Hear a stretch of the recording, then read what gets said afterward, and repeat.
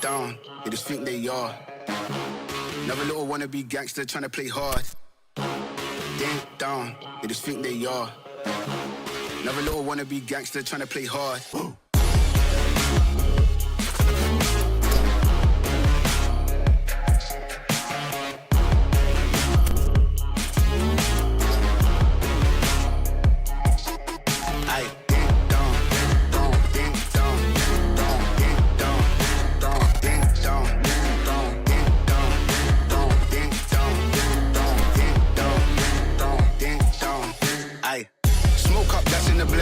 The guys then dip out the ends. Jump in the ride and burn out the rims. Don't stop, don't catch the boy I'm in. Now he's on the block with the up for events. Skin kept close cause you plotting on them with the tits on 10. Back in the back that's on tap, all ready to go and jump in. Down, they just think they are. Another little wannabe gangster trying to play hard. Down, they just think they are. Another little wannabe gangster trying to play hard. Down, down, ding down, ding down, ding down, ding down, ding down, ding down, ding down, ding down, ding down, ding down, ding down, ding down, ding down, ding.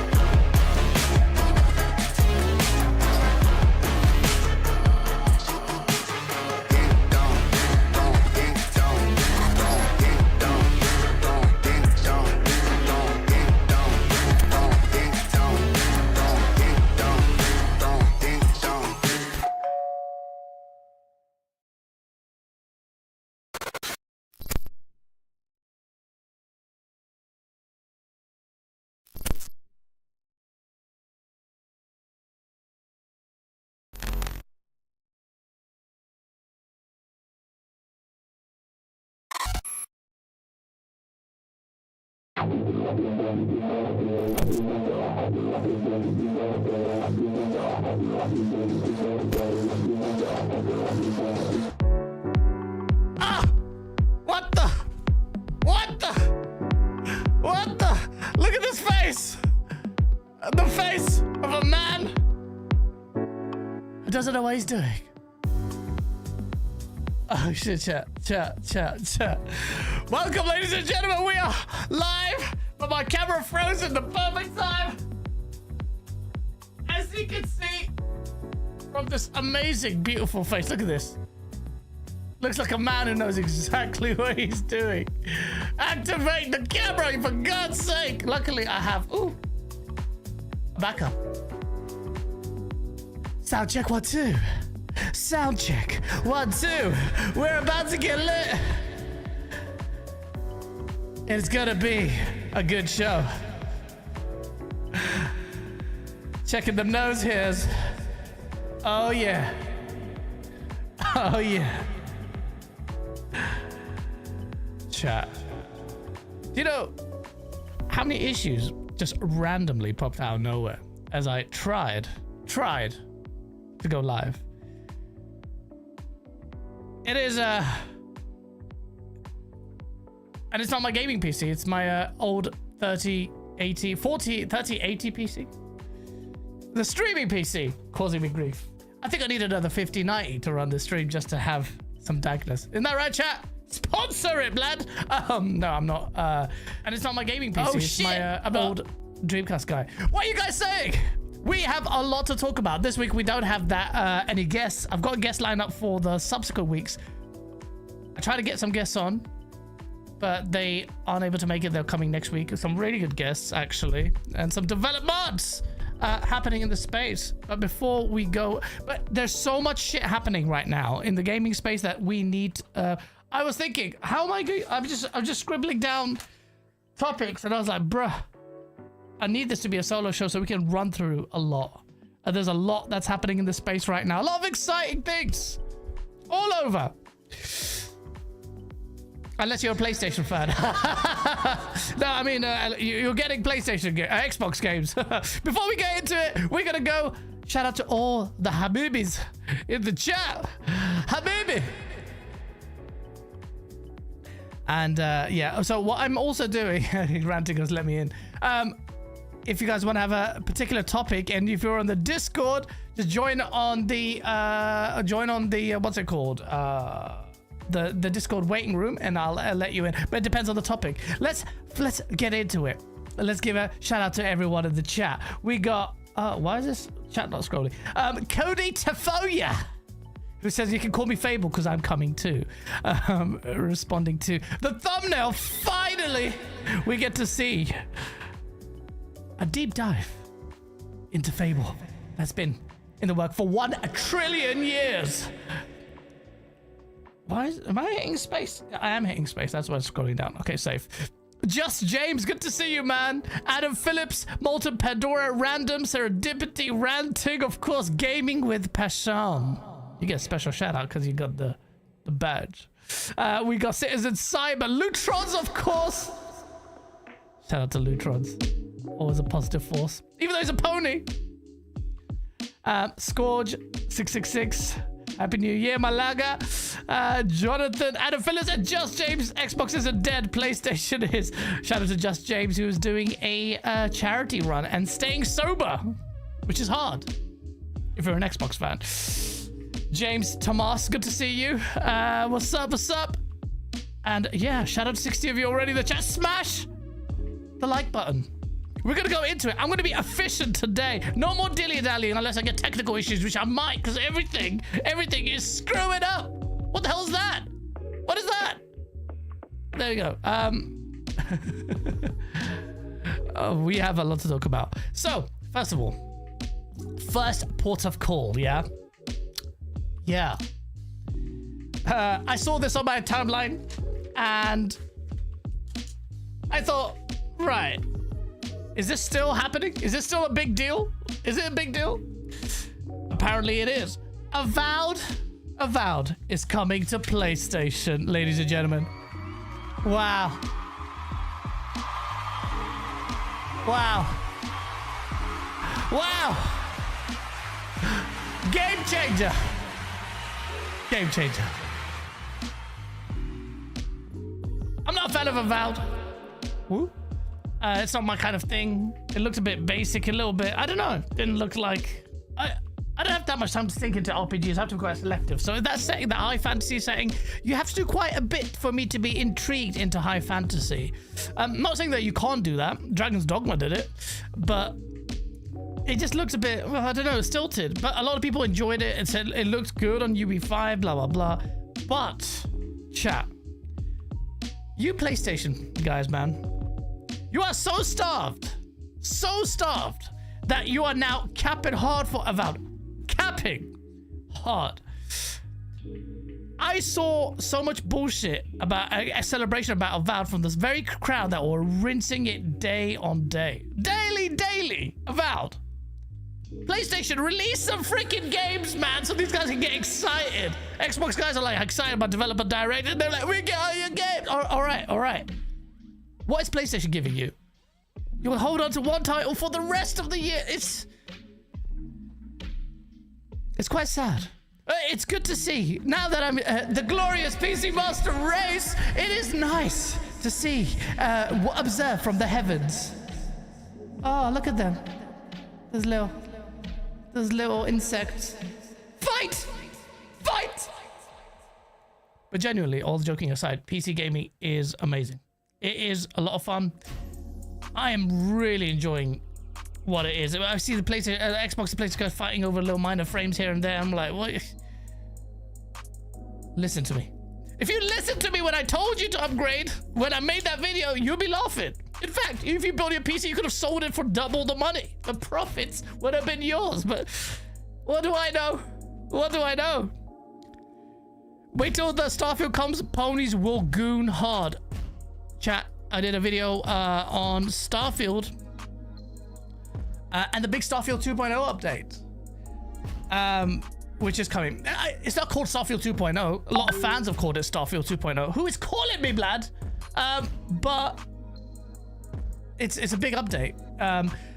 And the reason why people are calling it 2.0 is because there's an innate desire for it to do what Cyberpunk did. It won't do that, but in my video, I talk about... It's a bit of a critical look. It is a critical look into what Starfield needs to do and whether it will do it.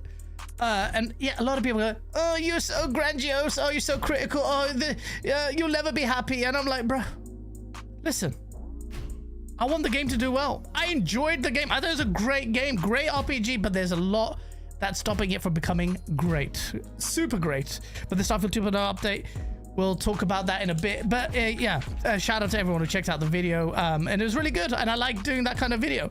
And I will do a lot more of it. I'm working on I've got my timeline of videos ready. This is a new Gaz. This is a new year, new me, efficient Gaz. Talking about games. When you settle in on a platform, that is amazing. If you call it a platform, whatever, PC. Then you have so much greatness to talk about. And then you look at everyone and they're like, oh, they're still doing that. The console war which is dead. So why are you still reporting on it? The PlayStation guys are so insecure, so massively insecure that all they talk about is PC now, or why Nintendo is shit, or why Xbox is shit. Idiots. Enjoy gaming at its maximum degree because this year is phenomenal. Last year was phenomenal. This year, camera switch is even more phenomenal. And that's what my next video is about.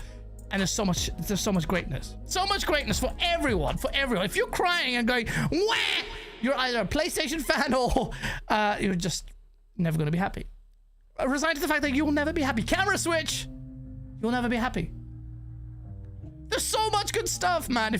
So many good indie games. Replace is finally coming out. Finally got a release date. Has it got a release date? Yeah, it does. GTA might come out, but you don't even need GTA. Look at that. Look at that face that's just frozen because the camera just shut the bed. Amazing. Look at that. Did I ask for this? Look at that idiot's face. Camera switch. Frozen. Camera switch. hey, it's not so bad. Look, I can do it this way. This is nice. A little full screen view. Contingencies. Avowed's coming out, and something else is coming out on. Like I said, who cares? It's done. But once Halo came out, that's the big one. But you're right with the super chat that I will say Starfield had got the most monumental hate campaign of I've seen in the game for a very long time. It was stratospheric levels of hatred for Starfield. Don't even deny it. PlayStation guys hated that, wanted it to be bad so badly. Some PlayStation channels dedicated multiple videos, like in a dozens, just on this title. Crazy. And Starfield, this big update, which I talk about, is like they need more cameras needed. Big shout out to you. I'm hearing through my friend, shout out to you, know who you are, that it might have its own event. It's not. It may not even be a June event. It might be something's own event. It better be good to warrant that. There's so much potential here. Aliens, man. Give us aliens. Not this little shitty walking random No Man's Sky aliens. I mean, actual alien life. Anyway, watch the video and you'll find out. You'll find out what's happening with that game. And my video is quite critical, saying what it needs to do. Do I think it will do it? Blah, blah, blah. Check it out. But yeah, let me sort this fucking camera out. But also, moving swiftly on, because I have so many topics. I could spend ages on this one topic, but I'll go into the next one. PC Master Race. PC is getting upgrades. What? Guys, what? What are you talking about? It's not like pisser with PlayStation when you get updates on PC. A fan fell.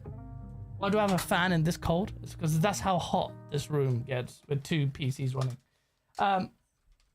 Which is nice, actually. I actually come into this room now, it's so cold, turn the PC on, it's nice and warm. I can wear a t-shirt. It's not too hot, not too cold. Goldilocks.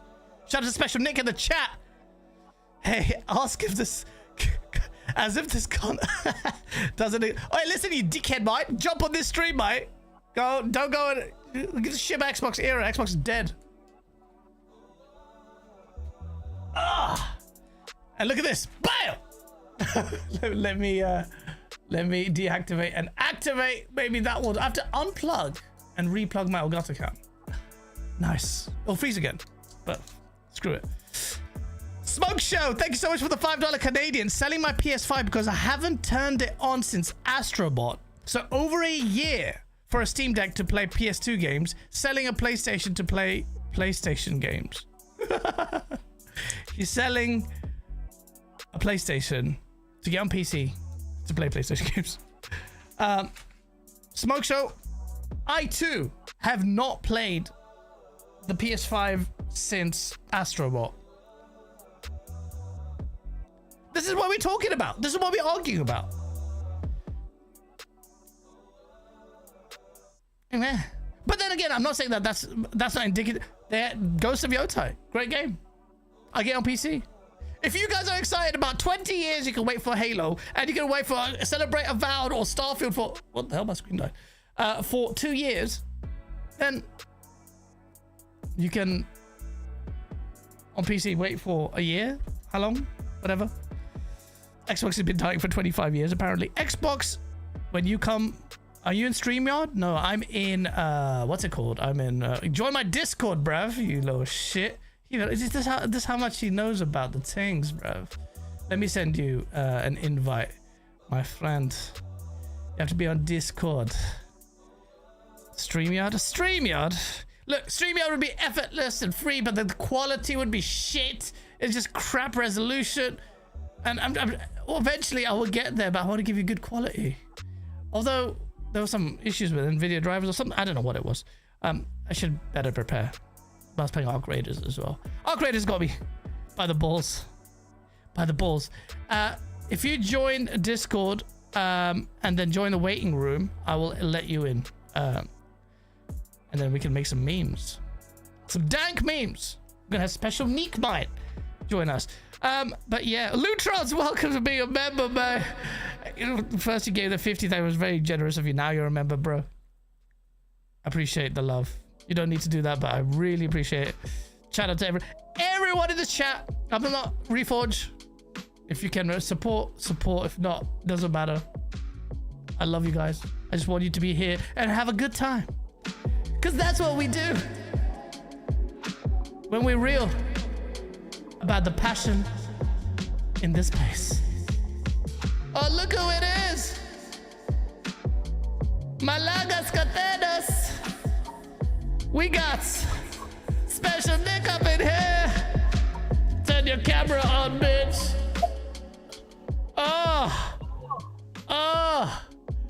Oh, you turned it off. Oh no, you left. Get back in there, bitch. Why'd you leave? It's not letting me.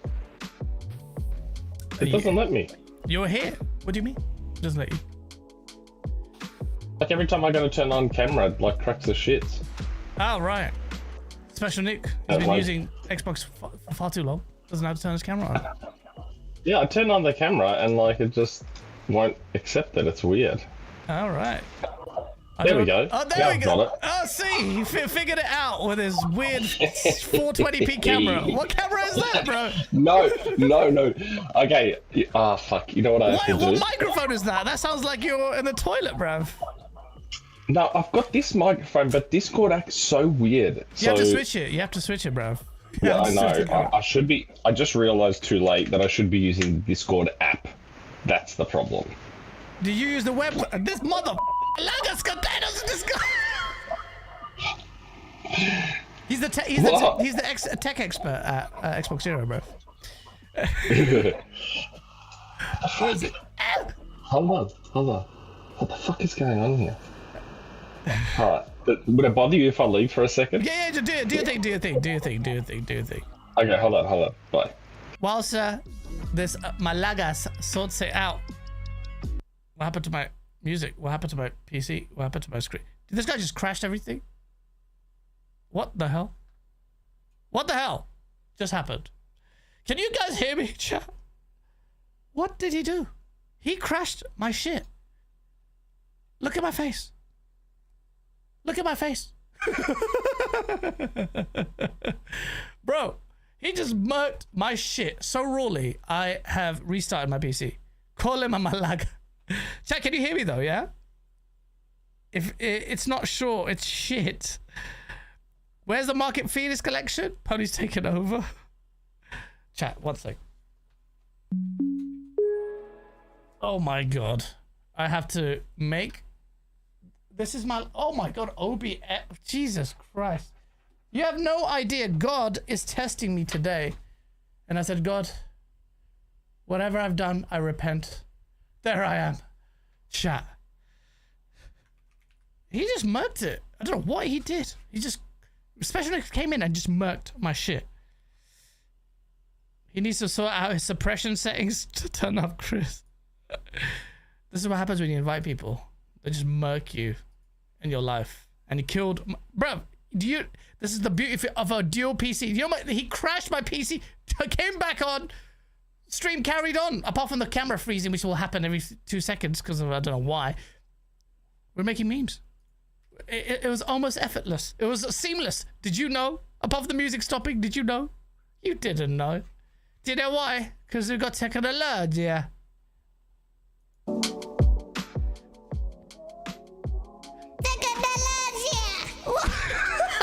Why did...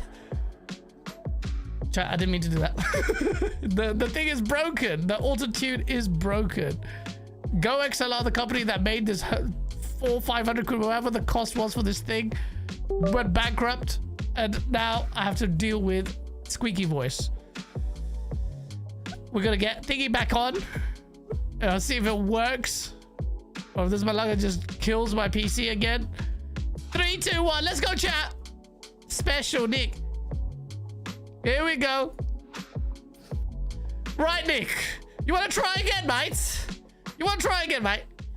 Turn your camera on. Although I've got this the guest Discord cam a little bit small.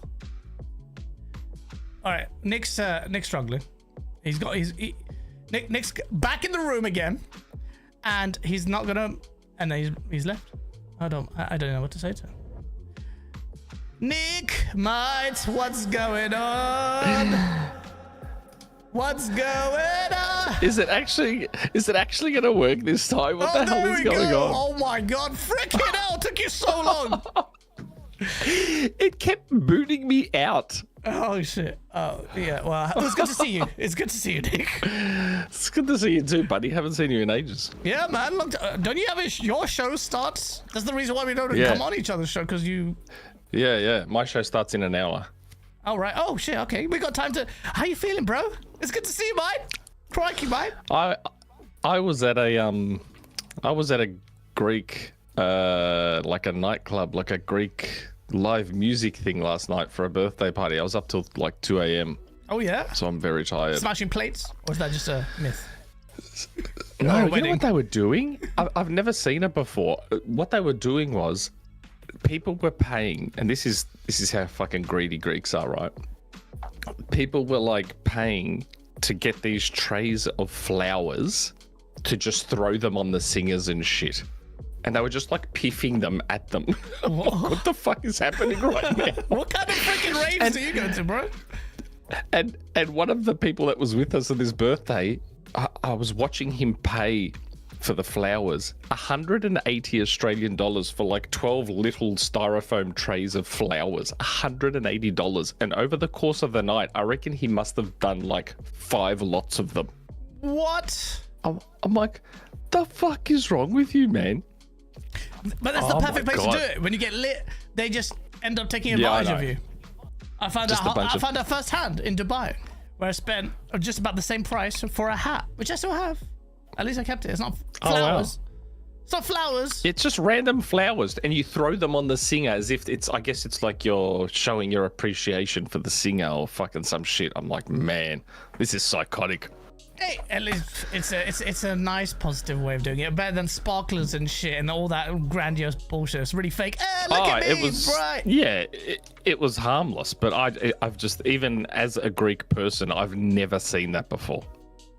That's crazy. I was very surprised. What is it? Like a Greek, like what kind of music do you listen to? It's a place called Guinnessy. The music is a blend of like Greek classics. I know that Ranting Greek Gamer is in the chat, so he'd be aware of a lot of the songs that we're playing. But yeah, Greek music is like, you've got your classic stuff, you've got your Arabic sounding stuff, but you've got your modern dancey stuff. It's actually very, very good music. Like legitimately great music. But yes, that's what so sadly Discord does not have that same feature StreamYard has that makes me look young to touch up my face like I put on StreamYard. This is real face, baby. so I look like absolute rat shit right now. Man, you look good, man. Yeah.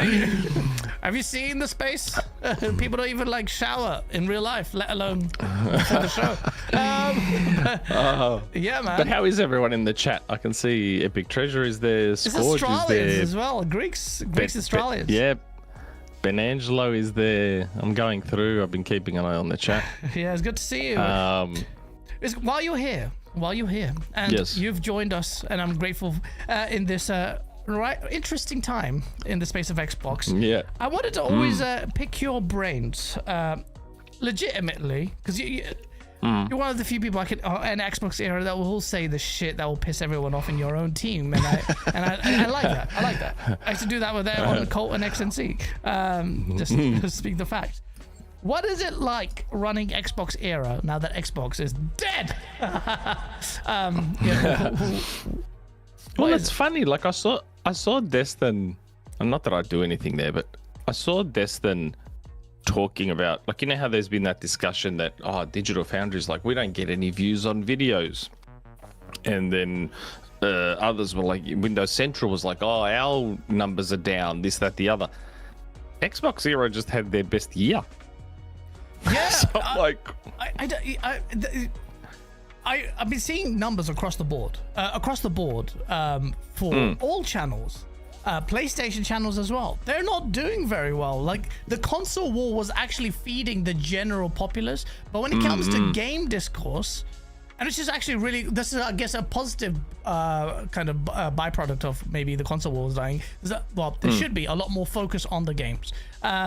I did a Starfield video. I have not been very consistent in my video, and that did really well. It's like my number 2 video, and people are still interested about Starfield. And that's an Xbox IP that was supposed to be shit, and then all of this, or that's what people say. Yeah. And then the reality out of the Twitter bubble is very different. Now, Digital Foundry is saying that their numbers are a bit low, and Jez Gordon was saying it wasn't all that great. On Xbox content. On Xbox content, I don't know. I mean, look, Xbox is not hardware. Like the Xbox hardware content, because Digital Foundry do cover hardware, but Xbox hardware is pretty much dead. Like what? They don't even sell it. They don't even produce that shit anymore. And this next Xbox is gonna be a console. So, what's the? Of course, it's dead. Like the hardware is not dead. The software though is on a different planet now, based on the old Xbox. Look at this year. Look at my topics for this year. I mean, I was making topics for this. Avowed coming to PlayStation 5 is the big celebration on the PlayStation front. Then we've got Starcraft apparently being worked on. We've got Wolfenstein 3 being worked on. We've got the developer direct in a couple of weeks. Fable. Got Perfect Dark. I'm still so pissed off about Perfect Dark. Bro, I am so salty about Perfect Dark. I mention it all the time, and views just drop when I start crying about Perfect Dark. I'm so pissed off about it. Yeah, that broke my. That was the one I was like, fuck it. I don't want to be. I don't want to be nice to anyone about Xbox about anything. I was like, that's it. You disrespected Perfect Dark. Bro, the thing is, Nick, you understand it. You understand because you have respect. You also like Nintendo, and you also liked GoldenEye, and you appreciated the quality of Rare, and the respect that came with that IP, and the disrespect of the way it was treated. So especially after that reveal trailer was so fucking good. That's the thing. That trailer was so good. I watched it so much.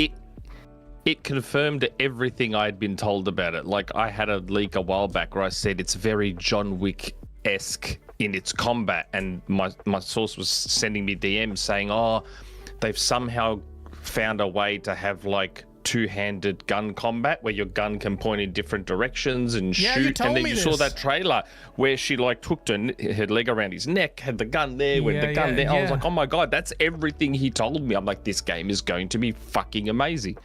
Sorry, cancelled. Horrible. Scalebound get mentioned. I didn't give a shit that much about Scalebound like I did Perfect Dark, and then that's a crazy one. And it was even on your show. It was on Xbox Era where Phil Spencer was on, and what was it? Everwild. He goes, wait, what game? Everwild. Everwild. I'm really looking forward to it. This is what happens, isn't it? With this plastic face, he comes in there with his smile, and you're like, and there was you. You were like, yeah. Oh, Phil, I love you, man. I love you, Phil. You know what I loved? I loved how everyone like gave a shit for like asking him softball questions. And I'm just like, I said, next time we get him on, I'm gonna be like, Phil, I gotta bust your balls this time, mate. I can't go soft on you. We need to know what your favorite color is. Everyone wants to know. How do you take your coffee? I'm just gonna ask him the softest fucking questions on it next time we get him on. Oh my god! If you do that, I will find out where you live and just beat the shit out of you. There's so many legit questions you can ask him based on the responses he gave you on your own show.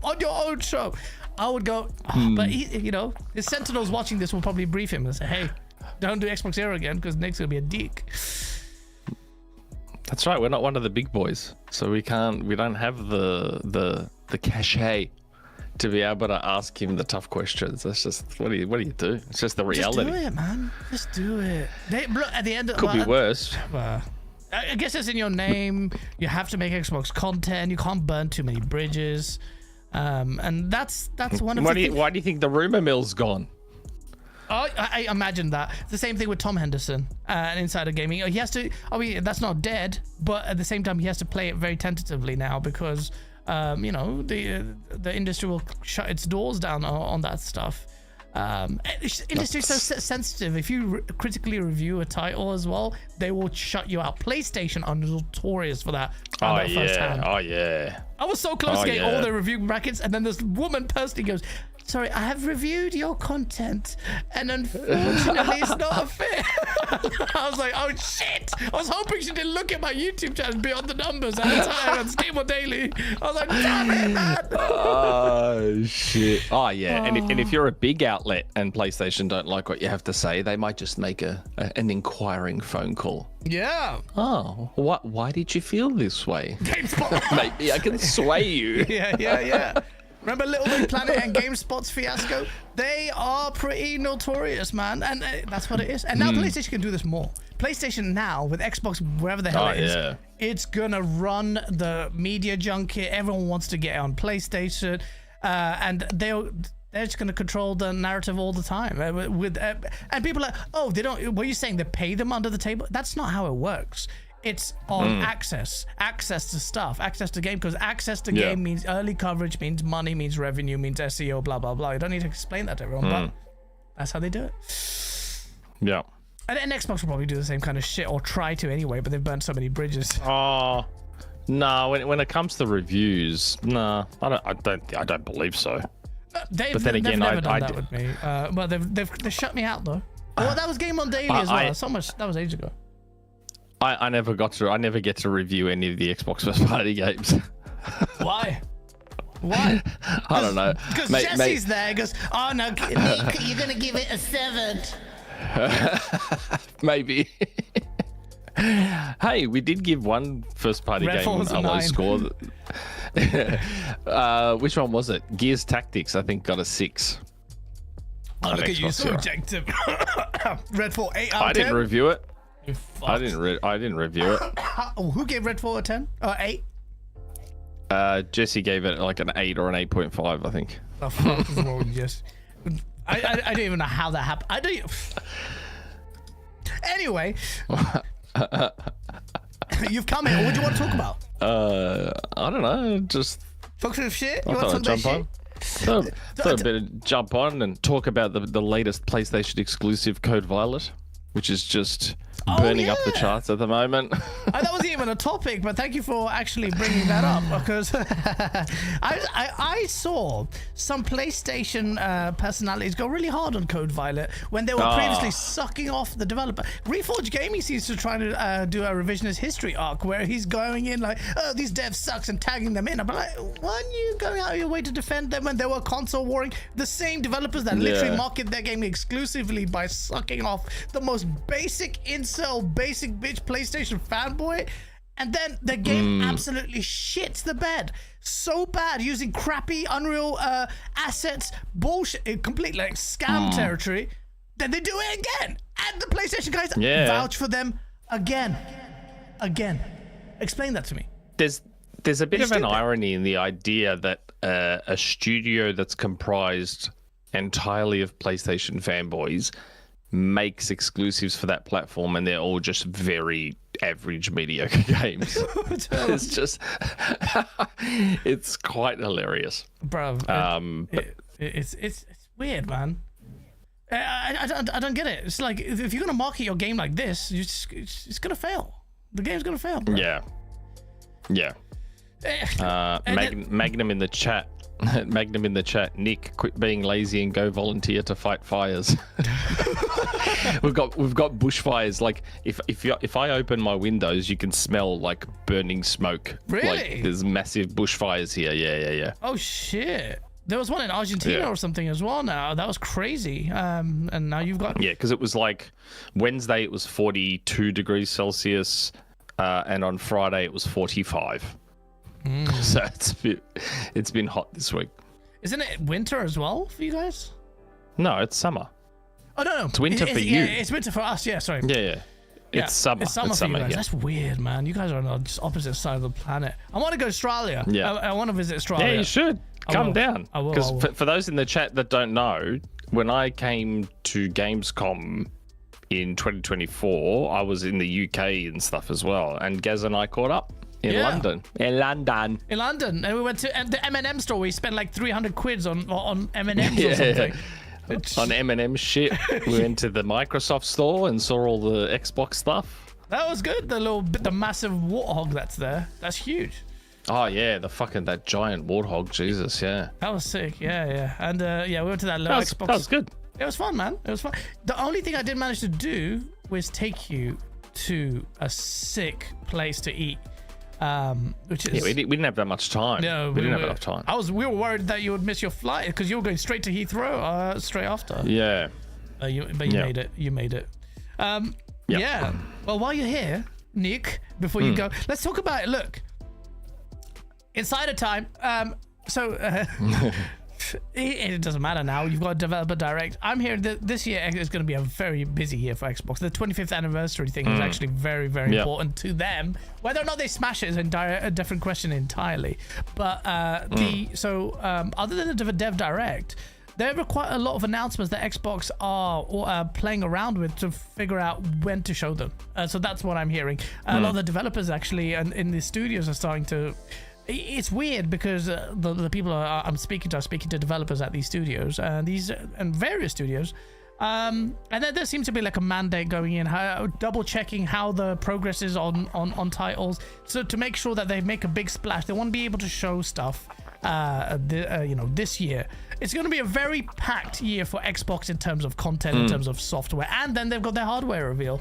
I don't know how we reconcile that with the RAM prices and shit like that, but I will say, as for an Xbox fan of your console or the software or whatever, it's actually a really interesting year. It's a very good year. This is the culmination of a lot of people's waiting. So you've got, let's go through it. The big one, Fable, mate. I'm excited about this. I have said that this could potentially be the best Fable game we get, purely because Fable never really smashed it out of the park because Peter Molyneux was a shyster little piece of shit. Where are my growing trees? But I love Fable 1 and 2. I really loved Fable 1 and 2. But there were definite broken promises with that game. And with Playground Games, I'm very excited about what these guys will do with this. With it. And I wonder. I've never been a massive Fable fan. I enjoyed the first game just fine. Didn't really play the second or third, but I enjoyed the first one. Okay, this one hopefully is good. Although personally, I'm a little bit over the whole open world adventure RPG thing, so I don't know if I'll actually bother dipping in. I am curious whether it does come out this year though. Yeah, so that's one thing that people are going to definitely be looking out for. An actual release date for Fable. Will we get one? I actually didn't even think about that. But yeah, I was thinking more about the other stuff. Didn't think about what? With Fable, I'm more concerned about one of the things that you mentioned was the open world. Because in Fable 1 and 2, which I loved a lot, one of the things that let me down so much, and this is the bull shots they released of Fable 1, and I remember the image really well. This kid, the character that you play, and in the background you got this sprawling forest and big massive trees, and then the way they're describing it, you're going to go through the forest and see all these creatures, and I'm like, in my head, after playing World of Warcraft, I'm going to see this like big open world, and I'm not a massive fan of open world games, which I'll talk like Crimson Desert 3. They released some bits yesterday, some tidbits, and they're like, it's the world is 2 times the size of Skyrim. I'm like, 2 times, 2 times. What the fuck? That's why I got lost in that. How much of that is going to be meaningful stuff? Meaningful content, not filled with bloat. I don't really know. Black Cobra says Australia is really literally Jurassic Park 2.0. It is. It really is.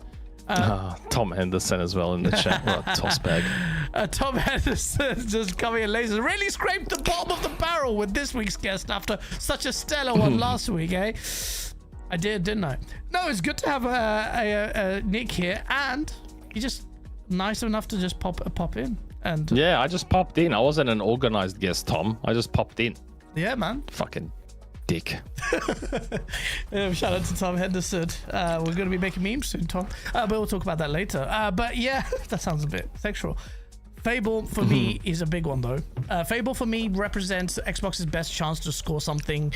Well, look, it's the Playground Games show. This Dev Direct's got Forza Horizon and Fable. One studio showing off 2 big games, both games have the best opportunity for Xbox to hit. I know Metacritic is not the be-all and end-all. Oh, guys, why are you talking about Metacritic?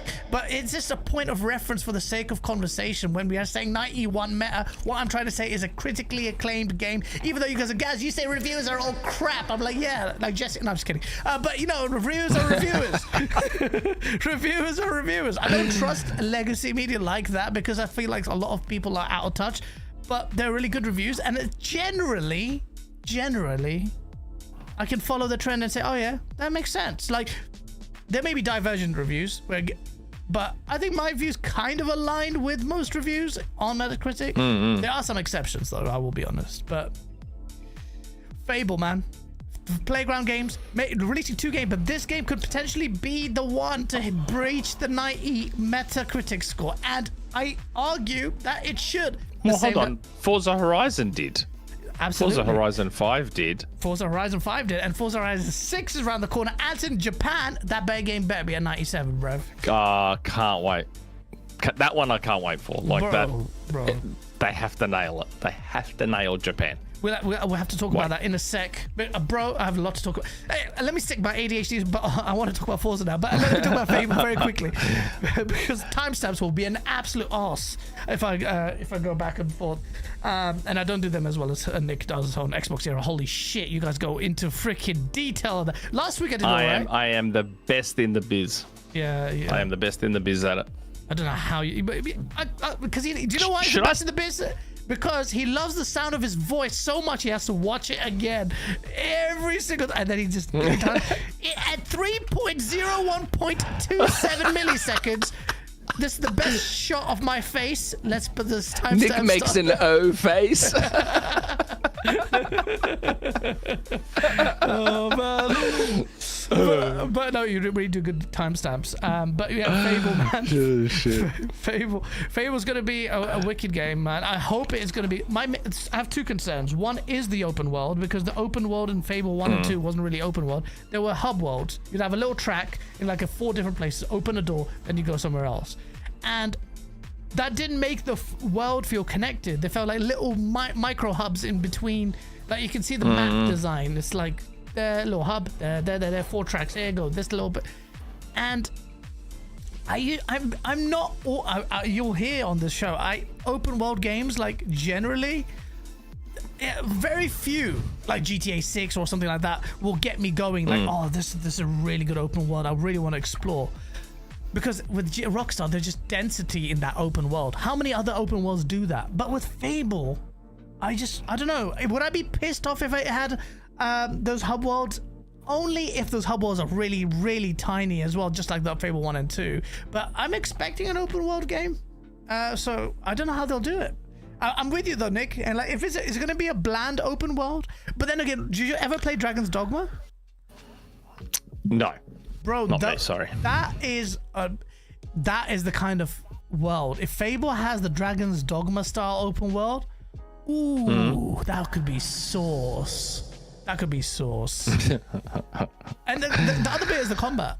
The combat, if you remember, do you remember the combat in the game? The magic to one button. It was very, but it was very heavy, wasn't it?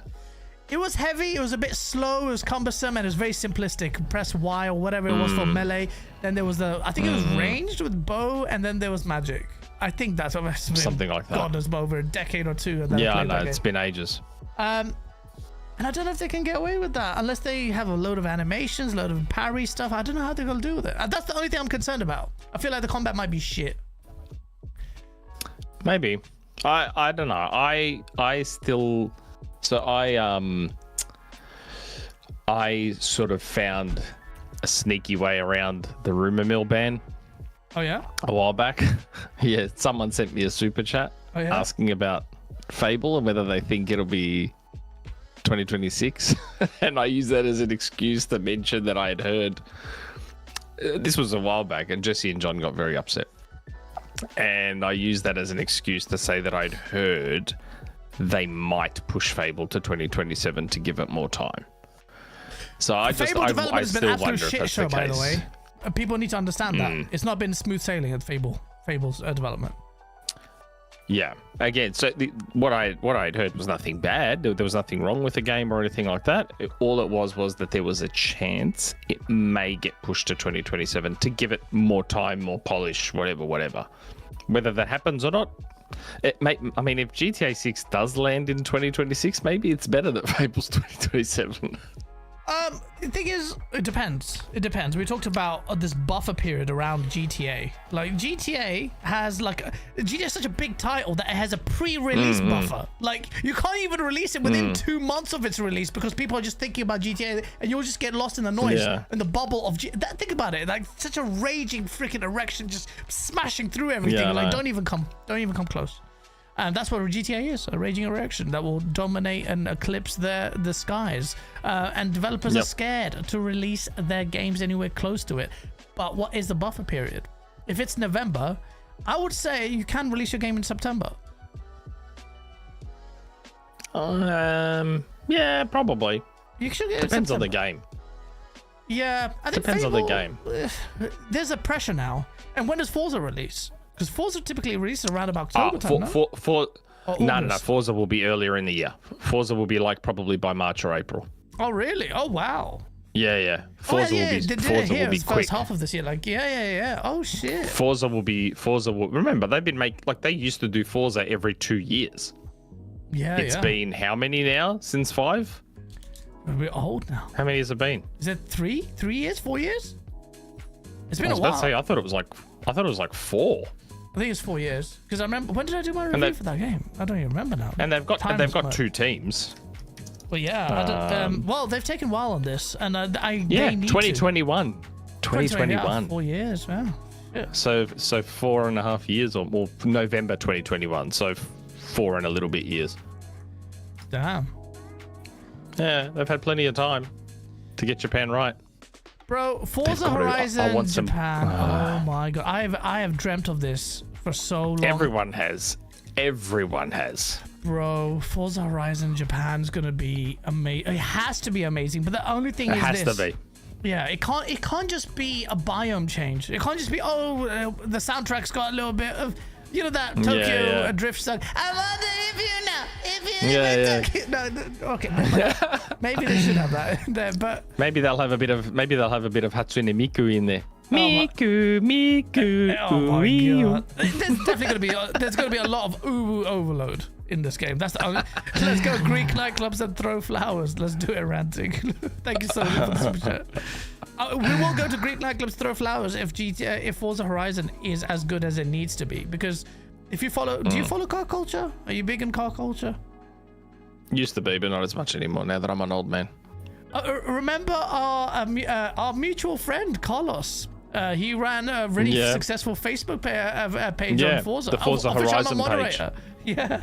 And before even Game On Daily, he was running it, and the Forza Horizon page got so many members, all Australians. So all I see is, it's like Hoon's mate. He's like, look at my car, and you've got all these old vehicles. It's I love this. It's subculture. Carlos will be hanging for Forza. Yeah, absolutely, man. I think who isn't, man? Who is? There was a report that suggested that Forza Horizon sold 5 million copies on PlayStation. And then I saw it was Alania Analytics, and I thought, I know. I don't trust that. You can't fully trust those numbers. Yeah, because Alania Analytics were atrocious with some other stuff in the past, and I'm like, what's your rationale behind it? There was a back and forth, and it didn't substantiate it. It was based on reviews and something else. I'm like, what is it? You're replying to us. What is it? No, silence. Yeah. And now they've laundered themselves quite a lot because I see a lot of whatever they're analytics. Alinea? Something like that. Linear analytics. And it's just, I don't know. I can't trust it. But Forza Horizon, man, is going to be... I've said there's so much you can do. I always think that they can get away with a story in racing games, man. If you make a dang story, he ran a really successful Facebook page. What the hell's going on? Page. Yeah. Sorry. Gonna hear my voice back. My YouTube started playing my face back. Yeah, man. It's weird. Yeah, bro. So, drift. So everyone knows they're gonna go hard on the drifting. The drift section. They're gonna have an 80. Look. Playground games. Japan. I know exactly. If you know a car culture, because remember your core team was really. I was part of the car culture there, the convoys and the racing festivals. Forza Horizon 1 and 2. You guys smashed it. The car convoys felt like, oh my god, this is what actually happens in the car scene. Car scene's kind of dead now anyway, but because everything's electric, you just killed the spirit of racing. But since then the game's kind of become really I don't like the really over the top flamboyant low characters and shit, and then it just look really dumb, man. And the narrative's like, hey, how you doing, and the characters talking to each other. That's what I said that in my review. It's like, it's cringe Marvel dialogue. I don't want to hear it. But then they're gonna go really in this one, and I don't. They will. I hope there's some form of closed circuit racing. Or at least there will be. They always have closed circuit racing. I hope so. But like, I want street racing, as in tight, narrow streets, and just that. Sort of almost Project Gotham-esque. That was the problem with. Now it's just triggering me. You can't say things like that, just like some willy-nilly on Project Gotham Racing. Like, imagine Forza Horizon Japan gets DLC later. That's full like Project Gotham DLC, where it's a closed off section with nothing but these tight street races, just exactly like Project Gotham. They own the name. Yeah. They own the Project Gotham name, Absolutely. Xbox. So imagine DLC literally titled like Forza Horizon presents Project Gotham DLC for fucking Japan. At this point, I'm so starved. But think about what you're asking there. Project Gotham Racing is basically closed circuit, high octane racing, and that's what should be in the game by standard anyway. Because you know the street races, the sub races that you do, street races are part of the game. The weakness for me was because they veered towards open world, a lot of valleys and stuff. The streets and the inner city stuff suffered. And they need to get a little bit more stronger on that. And I think they will. There was some interview where they talked about that the city is a lot more detailed and a lot more of the city races. And I hope so. It's Japan. I hope so. It's Japan. I really hope so. Shibuya Corner is all of that's going to be there. Drift racing, obviously there's going to be a car park and where you're going to do a little drift thing. Yeah. Do you reckon they'll do... do you reckon they'd have another crack at... Fast and the Furious DLC again? 100%. I wouldn't even be surprised if they got that song licensed, because I think it'll make a. Can you imagine if they have to pay a pretty penny for that song, but if they do pay that, can you imagine just marketing that and like just adverts for that? That music, be massive. That music on TV. Well, everyone's gonna ask. My friends who are like on PlayStation will ask, "Oh yeah, bro, what's that game?" It's like that Fast and Furious Tokyo Drift game. That's what they'll call it. Yeah. So it's a massive marketing beat. They need to smash it.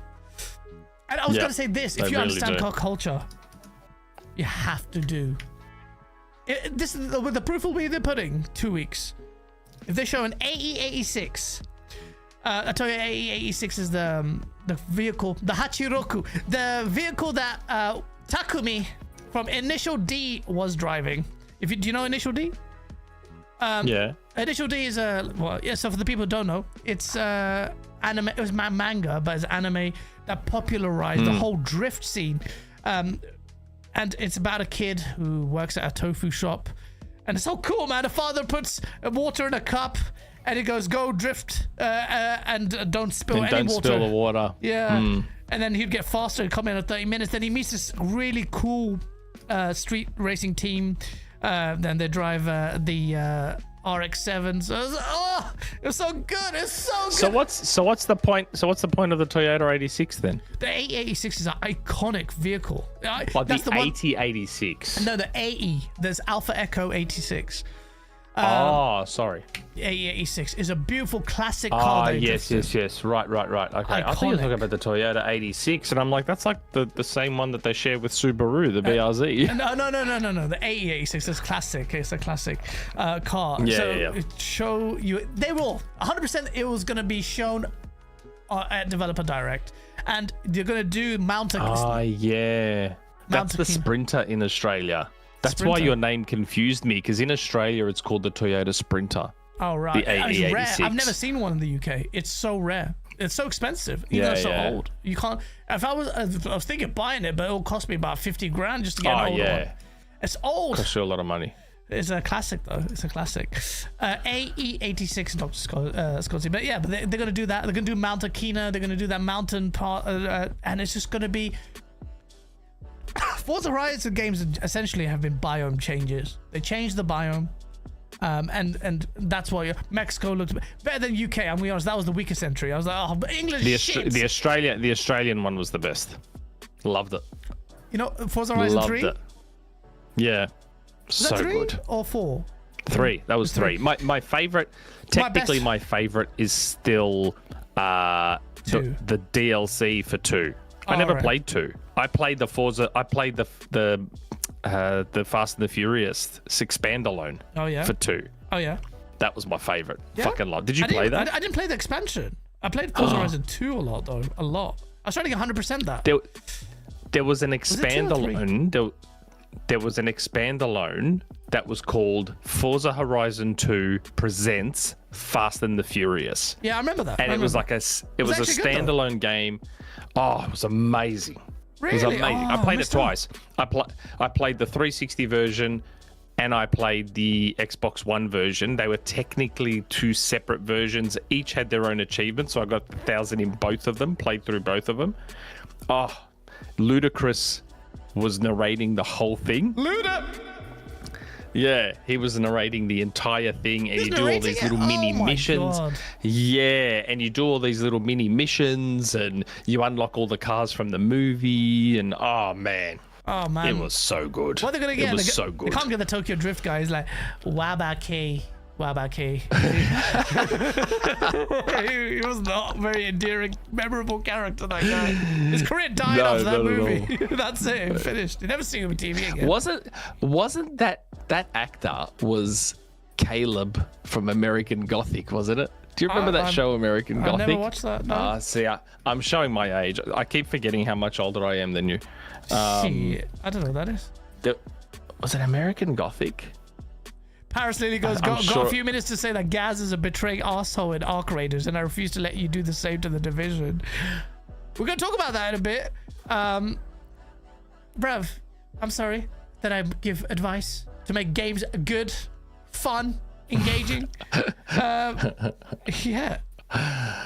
My camera's frozen again! Which camera?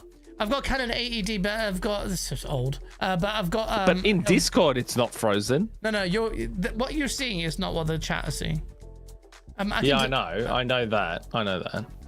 So that's the Logitech camera, which I can actually have on as well. It's such a funny face that's frozen too. Yeah, no, it's my face is like that. 90% of the expressions I make, I look retarded. So if it freezes, that's a 90% chance my face is going to be just spaz down on screen. That's what just like.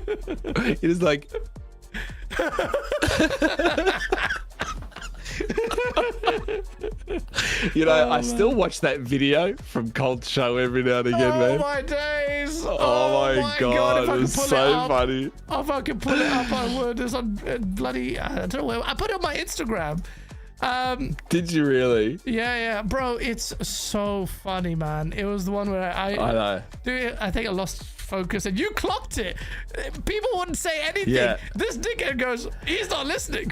He doesn't know what you're talking about. And then Carl explains it again, and I still didn't hear it. And he goes, he still doesn't know what he's doing. It's there. I've sent it to you. Oh shit! I need to find out how to do this. It's on Discord. All right, chat. Yeah, I sent it to you in Discord. I'm gonna try and do it. Oh, he tweeted it out. Oh, my camera's frozen again. I think this is the way that excuse me. I'm gonna show you. I'm gonna put the music down. I laughed so hard. I think that they should put games in the. Here we go. It's playing right now. It's 3:15 a.m. Yeah. No, of course you're Twitter. Yeah, sorry. You might be delayed on the stream though. Sorry. Let me just. Yeah, I know. Yeah. 1 sec. No, Gaz, you're so awesome. You're multitasking. Here he goes. Gaz, what do you think? Sorry, what was the question? I think that they should put games in the. It's 3:15 a.m. No, of course you're Twitter. Gaz, Sorry, what was no, Gaz, you're so awesome. You're multitasking, son. what was the question? Nick and I are of the opinion that they should throw PC games that are partnered in on the console and say, sorry, no controller support. Yeah. I absolutely think they should. I'm still that opinion. We're moving on. Dark CMS with a $2 thank you, Dark. It says Redfall. You know what? I laugh because I am exactly like Gaz, and he knows it. He'll be talking to me, and I'll be like, huh? What the question? I couldn't even breathe, bro. I couldn't even get the question. I don't even know what you asked me, bro. Oh my god! I'm gonna ask you one more time. Are you ready?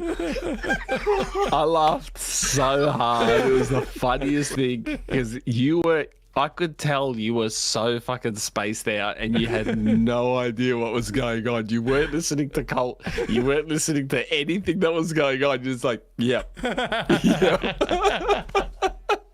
Oh my god. Oh shit! I absolutely lost it. It was so good. And to this day, I don't know what you asked me. I don't know what you asked me. Though I genuinely don't know what you asked me. Oh god.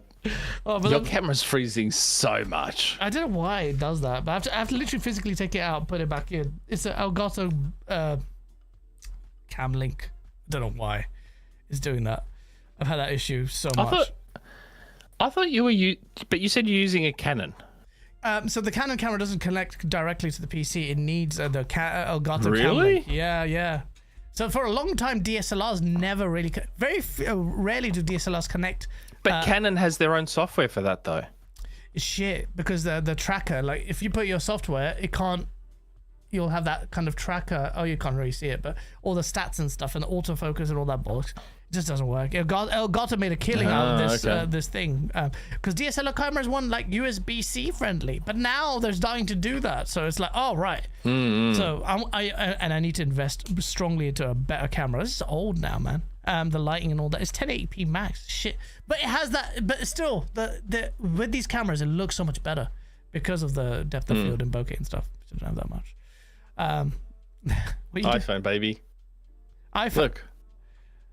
iPhone, bro, you connect your iPhone and like that? That's sick. This is my iPhone, yeah. That's really good, man. That's rated on the iPhone. Is it hot at the end of the show? No, not really. Damn. That's rated. iPhone 15 Pro, and it does all the little effects like, hey. Oh, that's sick. That's actually wicked. That's actually good. That's amazing. I would use my Samsung, I guess, the Ultra, but S25 Ultra, but using that for streaming when I barely remember to charge it, or the battery lasts for a while. But yeah, man, Console War, the card game. Oh yeah. Yeah. What made you bring that up? Someone in the chat says, "Do you guys still play a Console War, the card game?" I mean, yeah, we still promote it and stuff. I think it's still selling on Amazon. Oh, you're selling on Amazon now? Yeah, selling it on Amazon. Oh shit, it's really cool, man. Your graphic designer is a freaking boss. Oh, he is. Pre-drag is a gun. He's very talented. He's really good. Very talented. So we've got that. So you've got Forza Horizon, you've got Fable coming out. Yep. I mean, Forza Horizon is a big thing. We're going to see it. And remember, this is a current gen Forza. It's not a cross-gen game like last game, and that still looks so good that you had MBG and other people thinking it was it's going to look insane. It's going to look insane. I can't wait. My PC is ready. It might just look real. It might just look flat out real. That's what MBG thought about Forza Horizon 5. He thought this is fake. It's not reality. And it ended up being Oh, real. Really? Yeah, there's a famous clip on it. Like, it was old, but yeah. Get a Sony A7 Mark III. Yep. Mass-produced knows his cameras. A7 S3. I had that and had to give it away. I might get the Sony FX3 though. But yeah, so Forza Horizon is going to look beautiful, man. It needs to play beautiful. It has to have some really, not just this is it. For me, this peaks at Japan. That's how important Japan is to car culture.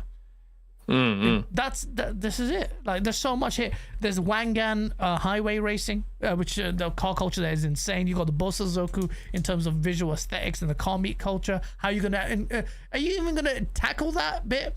Because car culture, my friend's in Japan right now. Every week he's there, and in Shibuya, he's in the car parks. He's just sending me videos of old school Mark IV Supras and Skyline R34s. Everywhere, it's beautiful. Their car culture still exists. Which one's the Mark IV Supra? That's the main one with the 2JZ GTE engine, bulletproof, amazing. Another car I was thinking of getting. Yeah. That's the main Supra. The Mark IV Supra. Yeah, that's the main one. Yeah. So ahead of its time. Look, again, I'm old, so I remember a lot of the Supras. Yeah, I mean, yeah, the Mark III Supra, but it's not like the Skyline. Skyline still killed it, but from the beginning one, then the R32 was a game changer. R33 was its weakest one, and then the R33 was still solid, but the R34 with the RB26DETT engine, that car was iconic in Fast and Furious. That made it big, just like the Mark IV Supra made it big with the orange iconic one with Dom in there, pulling up next to the Ferrari. And he's like, what's the retail on one of those? More than you could afford, pal.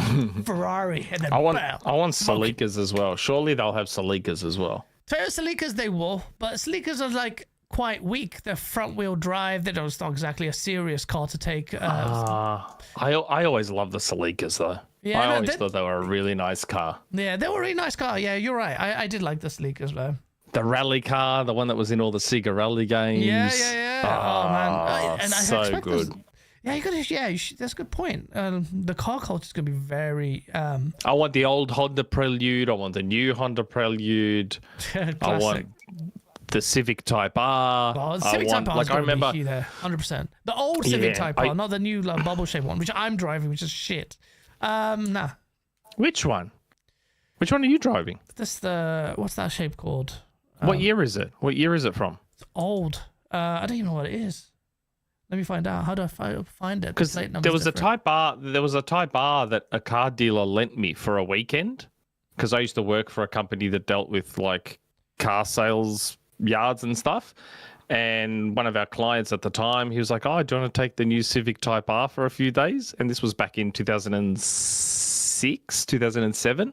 Oh yeah. Yeah, and oh my god, I took that thing for a weekend. It was amazing. VTEC just kicked so in, yo. amazing. VTEC just kicked in. That must have been nice. Oh, actually, my thing's not a Type R. What am I talking about? It's a Type R something derivative. It's shit. But the Type R is a classic car, but the shape before the 2006 one is the one I'm talking about. The old Civic shape. That Yes, you see in Fast I and know Furious the one 1, you're talking about. when they had those blacked out Type Rs right at the start of the movie. And they have the green underside neons, and they're going in just to murk that car. When Fast and Furious was actually about cars, not about going into space and shit, and not superheroes. It wasn't just a superhero movie. Yeah, oh my god, man, how they bastardized the shit out of that. And that's why it's like So funny. Fast and Furious, like hopefully, but it's still a legendary part of our childhood. It formed a big part of car culture, and Japan is also a big part of car culture that is way beyond just Fast and Furious, because Japan has its own heritage with drift racing, with the Mount Akina, with Initial D, popularized everything that actually Fast and Furious copied with Tokyo Drift. You had the Wangan stuff. Tokyo Extreme Racer, which comes back this year. Yeah, amazingly underappreciated title. Very. And that Loved kind of it on the title, Dreamcast. bro. They need to do more games like that. They need to. There's a really good video from a small... Tokyo Extreme Racer comes back. It comes back this year for PlayStation. It's PlayStation exclusive. But is it really? Shit. Not on PC? Not on PC? What do you mean, please? Oh, good question. That's a good question. It's on PC then. They're all on PC now, man. They're all on PC right now. That's the beauty of it. But when Nick has to start his show in a few minutes, I should probably go. We start in 10 minutes. You start in 10 minutes. Oh shit. Okay. Yeah, I should probably go. Oh, wait, before you go, wrap up. What are you expecting in Developer Direct? Like, how good do you think it's gonna be? I think it'll be pretty good. I mean, Playground alone makes the whole thing. Yeah. I think what could they've got to be careful here because there's a lot of rumors floating around about the mystery 4th game. So they need to be careful. If the rumors are true, and these aren't, I haven't heard anything. I saw some people mentioning Kiln. I saw some people mentioning other stuff. What I had heard was that Square might be the ones that are there. Square. Maybe. But now they're saying maybe it's Kiln. So I have no idea. Because to me, if it is Kiln, you don't want to end on that. Isn't that special? Kiln, I thought Kiln became Keeper. Kiln, you're like literally an actual kiln and you walk around as a fucking kiln or something. Bruv. And I'm like, didn't that become Keeper? These guys love being little anonymous, these little objects. Yeah. There are some strong freaking mushrooms in that studio. You have to have strong mushrooms in that studio. So if it is I'm hoping that Xbox has the wherewithal to understand that, hey, if this 4th game's just Kiln or something smaller, maybe lead with it. Oh, okay. And end strong with Fable or like they have to end, I think, with either Fable or Forza Horizon. End with your big guns so people maintain that positive memory of the show. Because crazy how recency bias works. Even of a show with just 4 games, the start and end matters so much. Yeah. Think about the psychology there. You can have the exact same show with the exact same showings, but if you show them the wrong slot, people's impressions completely change. That's right. Psychology. It is. Nick, it was a pleasure. Thanks for having me. Thank you so much for popping on, man. Bro, it was amazing. We need to do this more, but then I'm sorry, it's just the clash. It was effortless. We just talk through shit. Oh, man. Just leave Xbox. What do you do? Fine. They're going to kick me out sooner or later anyway. Kick out Jesse. Shout out to everyone. Thank you so much, man. Mad love. I'll see you soon. Thumbs up. Peace. Ciao. Ciao, man. That was Nick. It was so good to have him on here, man. And it's a shame because their show literally clashes with ours. But Nick is really nice and easy to talk to. But Forza Horizon Japan's there. Kiln, this... So I was hearing that they were so... The Elder Scrolls is further along in development. I'm not saying that they're going to show that in Dev Direct. I still find that hard, like weird to acknowledge. So, but even if it's a smaller title, Fable and Forza Horizon alone are just amazing, man. Like if they do well, those are big titles. And when are they going to release?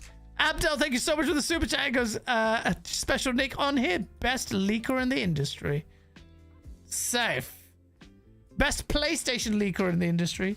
He just leaks so much PlayStation stuff, and it's coming from the guy who Xbox era. Amazing. PlayStation can't even get their insiders right. They're just so shit. Content shit. Everything shit. Come on, Merv. Raise the game. My camera's frozen safe as I said that. Amazing. Irony. Raise the game.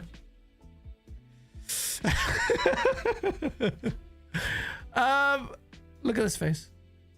Yeah. Activate. Deactivate. Face. Safe. Yeah, so we've got this mystery game that's coming out. I think, look, this show is going to be good.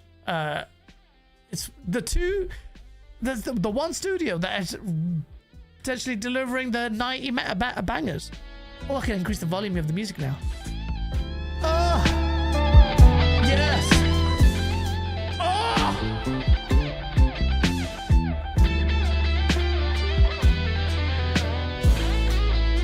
What is this track? The solo is going. Bro, for the content creators out there, I used to use Artlist for music. And then I found out which country is that thing is from and who funds it and all that shit. And I'm like, libraries and spending hours and hours and hours of scouring music. And then their music wasn't even all that, but I thought that's the best of licensed music. Got Epidemic Sounds. I need to sponsor me, bruv. I'm doing a natural sponsorship. Got Epidemic Sounds. Music is amazing. Just before I came live, I just downloading their lo-fi music and their that was lo-fi, bruv. What was that track? I actually want to see what track that was. Look at this face. Oh no, it's blank screen. Safe. What was that called? I'm gonna play that again. Sorry, chat. It was called Love's in Lament by King Sis. Wait, let me go back to... Oh, shit. What have I done? I messed that up. Sorry. Safe. Yeah. Shit, man. Me playing a licensed track again because it sounds so good? Epidemic Sound. Safe.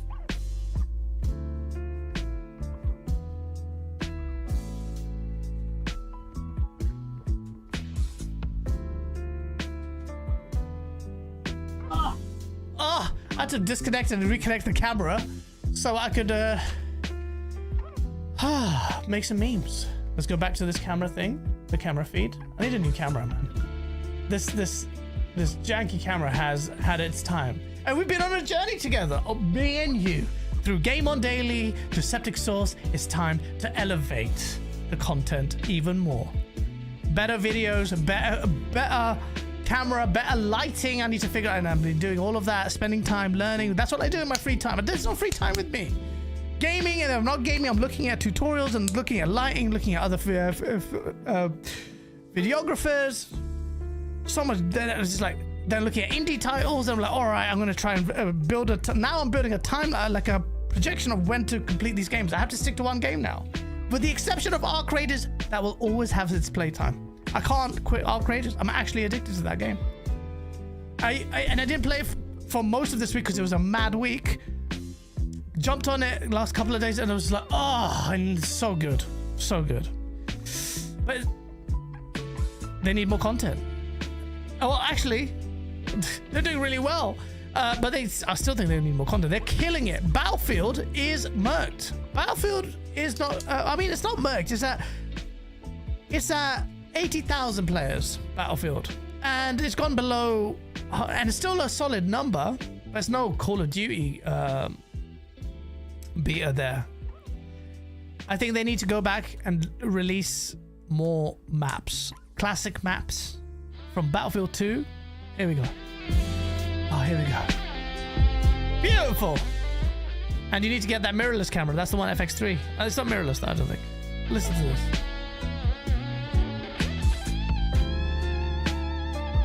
Oh. Oh. Beautiful. So yeah, Xbox killing it with the potential dev direct. So in terms of software, not that can give them a guaranteed, because you know it's Xbox, they'll just shoot themselves. They might just cancel it tomorrow. But no, Fable and Forza Horizon are their best bets. They need to smash it, and they need to go exemplary mode. No, you know, oh, it's a good game. Nah, they need to go hard. Fable and Forza. Steam numbers aren't the only numbers that matter. That's true. That's what Splitgate's developer said. Zach Riley. And that's true. Like, they got Xbox console games as well. But I feel like for a multiplayer game like Battlefield, PC is a good indication of their health.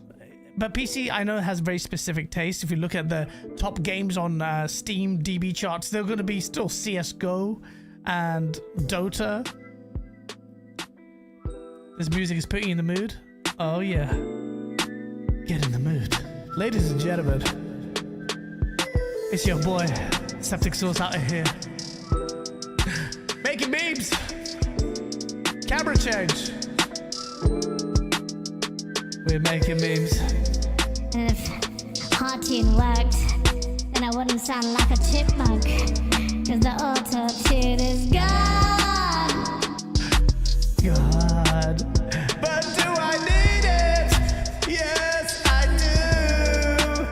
do. This is baby making music. It says CH23 or 323. Make them babies. Make the babies. As Xbox makes babies out of you. Xbox is poised to deliver some madness this year. Beyond just developer direct, in terms of software, we've got news that Wolfenstein 3 is in the works. People love Wolfenstein. And I just don't gel with Wolfenstein. The combat is too floaty. It's weird. Aesthetically, it looks amazing. Voice acting, story, all of that is amazing. But, and I've said this a few times, it just felt really floaty. I was like, and you know me, I love, well, it's nothing to do with them, but you know, like time splitters and that kind of shit. It was amazing, you know, dual guns, and it's a bit crazy, but something about it just doesn't, it's a weird one. I can't even quantify it in words why. It's maybe a specific taste thing, but there's just never that impact I felt with this game, with this gunplay.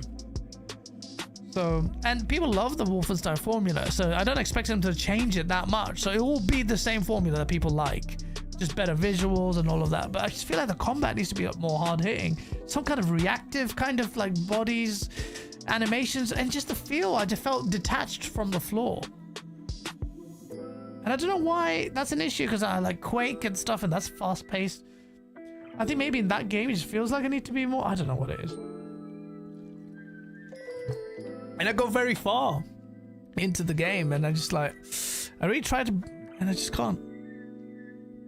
Gears E-Day. Gears E-Day is surely gonna be a June showcase event, man. Gears E-Day has gotta be. Gears E-Day is gonna be an event. It doesn't necessarily mean that it's gonna come out in 2026 though. So it's 2027 title, I think. Safety. If Gears comes out this year, that's crazy. That's crazy. You can't release Gears and Forza Horizon and Fable in the same year. Can't do that.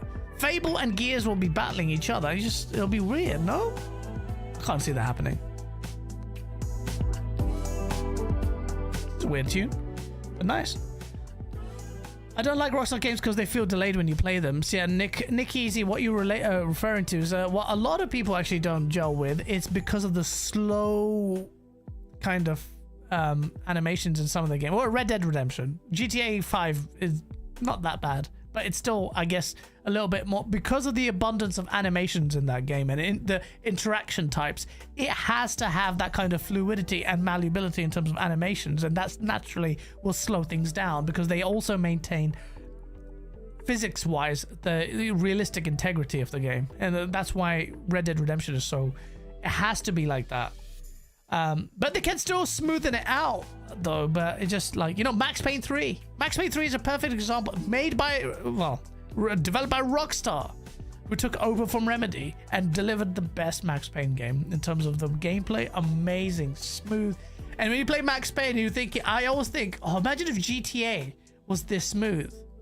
But for it to be this smooth, you're relegating so many interaction buttons, like getting into a vehicle and stuff like that. That's why it works. Lack of buttons.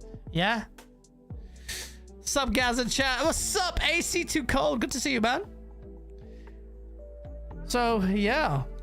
But yeah, Gears of War, that's gonna be a summer event, and when they show gameplay for that, it will blow people's minds. It will blow people's minds. Who are the kings of Unreal Engine? And Unreal Engine has been killing it this gen. I don't give a shit what you say. Unreal Engine is responsible for your Game of the Year title to everything else, empowering indies and Star and all that. Nope, it is killing it. And it gave us Hellblade 2, which is made a short of a few weeks ago. Beautiful game, just the best looking game, and so malleable, so fluid. It's so versatile. But with Coalition working on Gears, it's gonna be amazing. And I'm finally excited for Gears because for the longest time, even since Gears 2, I think the fatigue set in terms of their combat system, and just felt like the pace kept getting faster and faster and took away from the spirit of the experience. And everything they're suggesting now is going back to its root, more close encounters, more measured gameplay. And if they do that, and I'm not saying that they will do it, but they've said they will do it, and I question how far they will go, because they'll be terrified about the prospect of change and not gelling with the hardcore, because the multiplayer guys like going smashing, like sliding, basically like ice skating through and into barriers, and then you just get the Nasher out, you know, active reload, bam, bam, bam. Slow it down. For those guys, or for multiplayer, maybe having a separate mode to switch it up real quick or whatever. The core gaming and the story of Gears of War has to have it slowed down. You know what? I'm working on a video on this. And you might cry about AI, but I'm going to use AI to generate really good clips and explain to you what I think Gears needs to do. But that's what they said they're going to do. And that's what Cliff Blazinski, the guy who created it, also said they need to do. And they announced everything about it. So I hope it's minimal UI, none of that you don't need to have it. You don't need to have it like ammo. Well, you can have an ammo counter when you aim down sight maybe, but minimal. Just go in, have the blood, have the locust, like what less MP. Don't have like that's what Gears of War became. Fast and Furious. The stupid shit, thousands, you're firing a big mech, like hundreds of locusts, and it's just like bubble wrap. It takes away from the core guttural feel. That's why the trailer shows not just some big berserker burking Dom and Marcus. It's one thingy. Was it Dom? Dom getting murked. I don't remember now. Was it Marcus? Oh, I think it was Marcus, yeah, because he looked weird. He looked really young. He looked different. And then it was a random freaking Lotus is murking him. So that suggests like, yo, it's on. These guys look messed up. And now this Emergence Day. Emergence Day is such a sick... It's the equivalent of First Contact in sci-fi, which I talked about in my Starfield video, why it's so important and why I'm a bit disappointed that Mass Effect 4 doesn't go back to that. It's going back to some point. I think it's like in terms of the timeline. Well, no, it's after. It's after everything has happened. They could have gone back to I forgot now. What is it? Anyway, they could have gone back to First Contact or how much shit happened. The Tyrians. But that's like the equivalent of Gears of War. You're back to first time meeting the Locust. How are they going to tell that story? Like, you just, like, at the start, is the story going to be a cutscene or whatever of just people just milling about? And then, like, all of a sudden, boom. And then, boom, what? Like, just, there's a lot to take in all at once. The first thing, these craters appear all across Sierra, the planet. And they just, the emergence holes, sinkholes start coming in. And you're like, what the flip? Are you now, oh shit, let's grab a gun and just do it? Or are they going to skip a little bit forward in time where, I don't know. Because you have to remember the Lancer, the gun with the chainsaw, that gun is, I haven't read the books, but I'm pretty sure that raw chainsaw gun was created after the emergence of the Locust. Because if it didn't, humanity's messed up to build a chainsaw to kill each other on planet Mars. That's just a raw way to kill other human beings. I say that. What am I talking about? The look of the real world. Mustard bombs and all sorts of horrible bombs that we create are even worse. But I'm pretty sure the Lancer isn't in there because during the story, through your encounter with the Locust, they start commissioning these raw flesh-ripping guns. They went back to design. There wasn't, well, apart from the orbital laser and stuff like that, they went back to the guttural design. It had to just be simple. It just had to cut flesh. That's what the game is about. That's what the game needs to be. Slow down the proceedings. Make it thick. Make it thick. That's right. Make it thick. It needs to be thick. Sounds pretty human, says Lutron. Yeah, you're right. E-Day is looking like the next level for sure. It's going to be an Uri 5 showcase, which I'm going to love. It has questions about whether it's going to be able to do 60 frames, which I'm sure it will, because it needs to for its multiplayer. I don't think it needs... Well, let's say that. It doesn't. If you want to make a statement piece, put it 30 on these shitty consoles. I don't give a shit. I'm a PC Master Race. A 50, 90, 9800 X3D. The amount of gloating I'm doing, Providence, the karma is gonna burn this house down. I shouldn't be doing it. But at the same time, I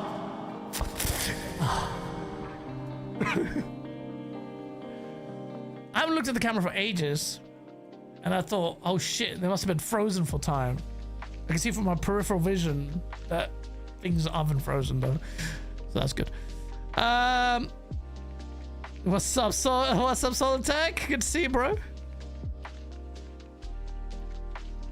I don't like Gears, but I like this guy called Omni and a Hellcat. And the Hellcat, like, he likes Gears. He made his pirate IPTV service after Gears of War. He called it a Gears TV. He just got released out of prison. This guy called Omni in a Hellcat. He likes Gears. What did he go to prison for? He had a private IPTV service, maybe. That's what he was meant to prison for. Gaz as Tom Cruise making all the right moves. What? But yeah, look, it's exciting times, man. These years are much better. These years are so much better. Epidemic Sounds. Doing what we need to for content creators if you want to pay a license fee. I'm giving you the secrets. It's not like it's a secret, but are you interested, content creators, to elevate your game? Offer some production value. Make it chill. What's the point of these streams? You want it to be able to chill, right? Like, that's the thing with this stuff. You have to keep it real. Like, you have to just... And when I say that, it's like, what do you want to do with the show? Talk about how you actually feel about games. That's what we do here. And that means you have to be in the setting that you like to talk about stuff. That's what I like, to put the music on. Chill. A little bit of reverb. Auto-tune if it worked, but la. Beats are on point, Lutrons. Lutrons agrees. That's a vote of confidence. We chilling out here. That's it. Enjoy. Spotify listeners out here, look, we do this for you as well. So you have some audio escape. And you're blessed with not seeing my face. Curious to see what the coalition will do in E-Day with environmental damage and gore. Excited as fuck. Environmental damage is a big one. I'm glad you mentioned it. You can't just have creators like that. One of the things that you enable yourself to be able to do when you make smaller encounter zones is that you can add more density to things like physics. Because yeah, in Gears of War, the pillar structure and the facade will crumble, and then it's just like, I want to see the bullets just pepper. Well, I actually want to see the bits of armor flying out really well, or piercing through blood. I want to see permanent blood just oozing down. That kind of attention to detail is really important, and Naughty Dog are really good at that, and Coalition need to do it. And that only happens when you slow things down. Don't do the open world, like the last game was open world, and I was like, because I know that despite any power upgrades, attention to detail like that, meaningful stuff that will really go hard in the spirit of the original Gears. But yeah, it's coming back, so do it. It's gonna be wicked, because anytime you go to a Gears, every map, what the encounter looks like. Because conveniently placed slabs and like in square formation are everywhere. So you could just, all right, we're about to have a fight. Like hit like this. Oh, I need to take cover here. Be mindful of that. Shit design. But E-Day is going to be sick. It has to be sick. I got it in the neck so much on Game On Daily for asking for this for Gears. And people used to cry about it in the comments. Until Gears actually announced the same thing that they're doing. That what I've been saying. Love it. Where are my flowers? Yeah? And the Greeks keep throwing at it and the stage. Ranting Greek gamer. Throw some flowers at me. But Gears of War is not going to be shown off at Developer Direct. I don't think so. It's going to be a summer showcase event. It's going to be an event. That's a game to keep the masses going. And if you're revealing the next gen console, and it might be the summer showcase event, then you need to show off something that looks impressive. And what better game? Tell me one game that that Xbox is developing that would be better to show off the next Xbox console for that's supposed to come out in 2027. Name that game. That's not Gears of War. Name it. It's not shit design, it's old design. Yeah, that's true. That's true. It's old design. It's not shit. It's unfair to call it shit. It's not shit design. It's just like, it just became a little bit old. It was really good. It was ahead of its time in many ways. And it popularized the formula that everyone copied, including Naughty Dog. It was, oh no, it's kill switch. okay, but Gears of War popularized and showed it how it actually look, because you might not even given a shit about Kill Switch after. That's the thing. Kill Switch gets the original props, absolutely, but Kill Switch, Gears of War made it look so good. Would you have gone with the Kill Switch formula? Not really. Or maybe the industry would have headed it that way anyway, because the formula was really, it's just the way third-person mechanics have worked. I don't know. But Naughty Dog said the same thing themselves. And I remember arguing with fanboys for ages. But they recognize. E-Day will be 2026, guys. Bro, if it's 2026, oh, camera's frozen. Great. Even if it's 2026, I don't know, man. I don't know. It's too busy. It's crazy. When do you think, if it's 2026, when do you think they'll release it? If GTA doesn't get delayed and it's coming in November. Look at that face.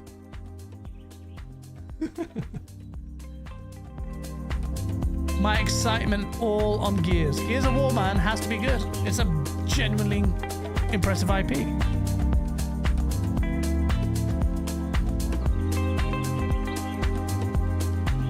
And has potential. And I will say the Coalition, even though I don't rate Gears as anywhere near as high as Halo, because of the way it's been. Halo did game-changing things, let's be honest, man. The history of Halo does not need to be repeated. Let me activate my camera. It's safe. Yeah, Halo just changed the game, showed how console games could do multiplayer, did the 2-weapon carry limit, and all sorts of different shit. Halo 3 was game-changer, 4-player co-op, and all of that. Even had replay mode at the time. Come on, bruv. 2-player co-op and story, or 4-player co-op and story?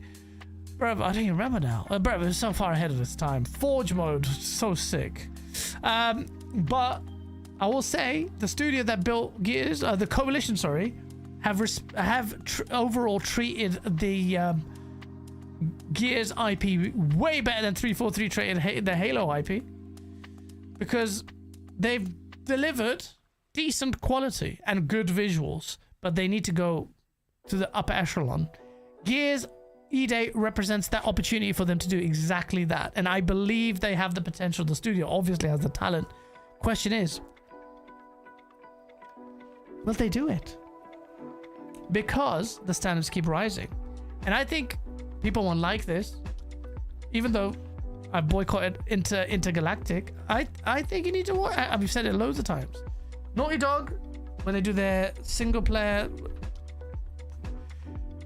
games, they do really good design. And Intergalactic, he said the right things. Cuckman, he said that he looks at Elder Scrolls, Elden Ring, and his freeform gameplay. There's going to be a fundamental shift, and hopefully for them, and not just going that linear path. Or it might be linear but different. I don't know. But let's see. Because one thing they do is they spoon feed a story, which I think is overly exaggerated. How much the internet likes it, overly exaggerated. They think it's like some game changer. It's like basically The Walking Dead. It's a zombie. Oh son, I cried for the daughter at the start of the game. I'm like, how? No, I didn't give a shit. And that doesn't mean I'm a heartless bastard. Expedition 33 was a lot more hard-hitting and more artistic in the caring for that character than the way the exposition on The Last of Us, which showed to me, though, how low the standards were in storytelling and that Hollywood style in gaming compared to their Hollywood counterparts. But even then, it's not that fundamentally different. But I don't know. So that storytelling is a bit where I side-eye them. Side-eye how they'll tell it. How they'll tell that story. But yeah. Why are we talking about that? I don't even remember anymore. Unfortunately, after Ark Raiders says Epic Treasure, I don't think I can play a game the same way again with enemies that don't have machine learning. When enemies evade, I'll always remember. Fact. I was playing Ark Raiders today. I swear to God, with machine learning, the AI is getting smarter and smarter every day. They do employ it, but it's getting crazy smart now. I swear they're communicating. They work in tandem with each other. It's crazy. Like, you will get a freaking spider bounce at you at the right exact time. The flamethrower ball rolls into you, doesn't fire.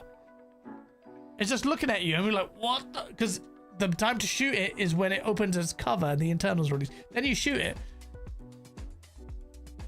And it just stalls until a spider latches onto you, going, eh, and then it burns you. Then you've got freaking the bombers just baiting you in a room, just like mocking you, hey, and distracting you. And while behind them, out of nowhere, comes a bomber, no stops, nothing, boom.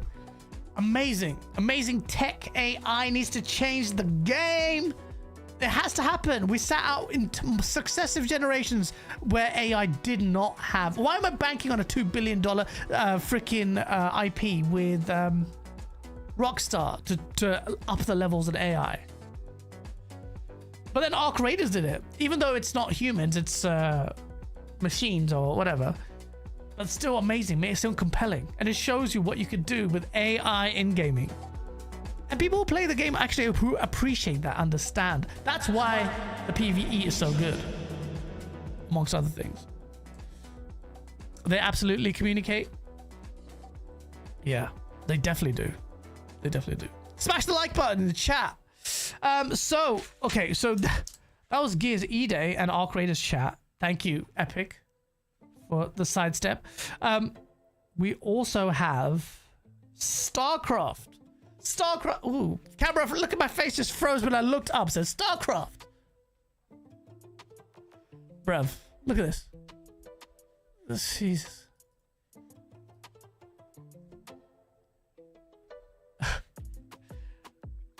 What is tune? This punk has Zoka, you toddler.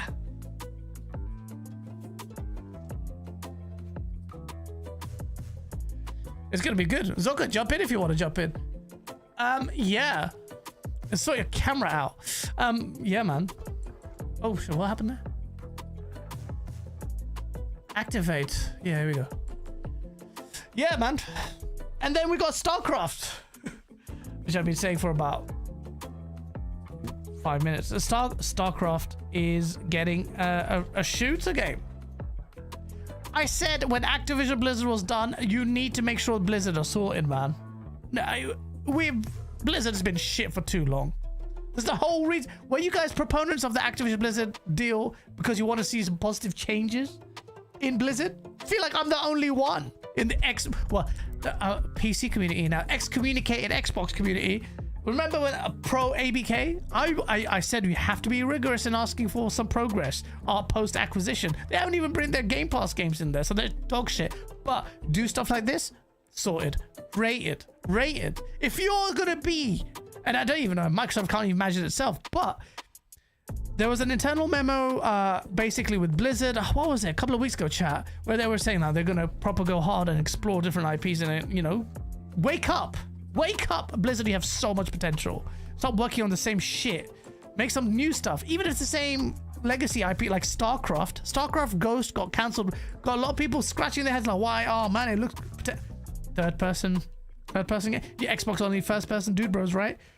Imagine a Starcraft third person title. And that's what they're working on. And the shooter, third person, it's got to be Ghosts. Why would you not make it Ghosts? Unless you have a better idea.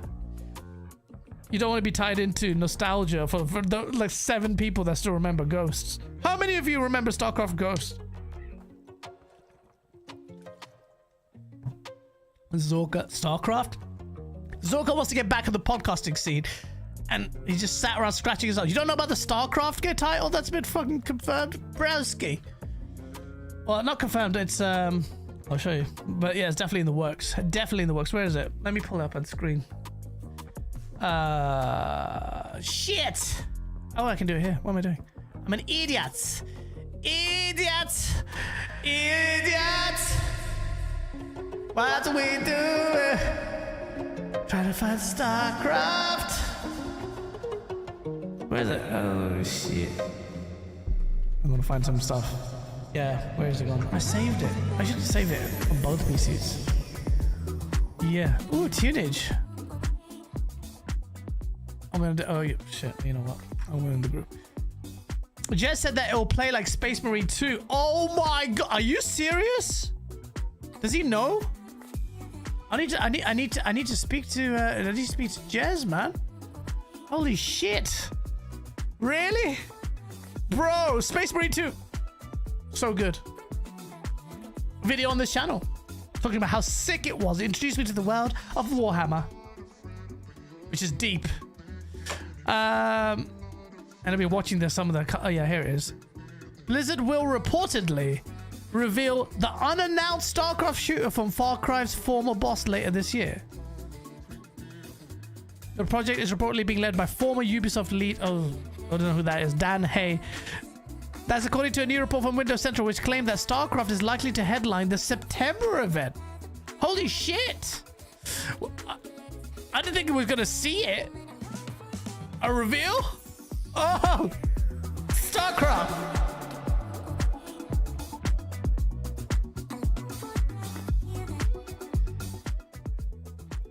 The existence of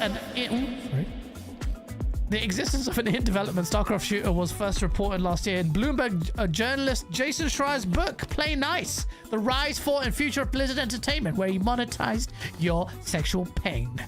That's a bit raw way of saying it, actually, sorry. But at the same time, yeah, that's the book, the famed book, the critique about Jason Schreier withholding information for the purposes of his book, which alluded to sexual harassment claims.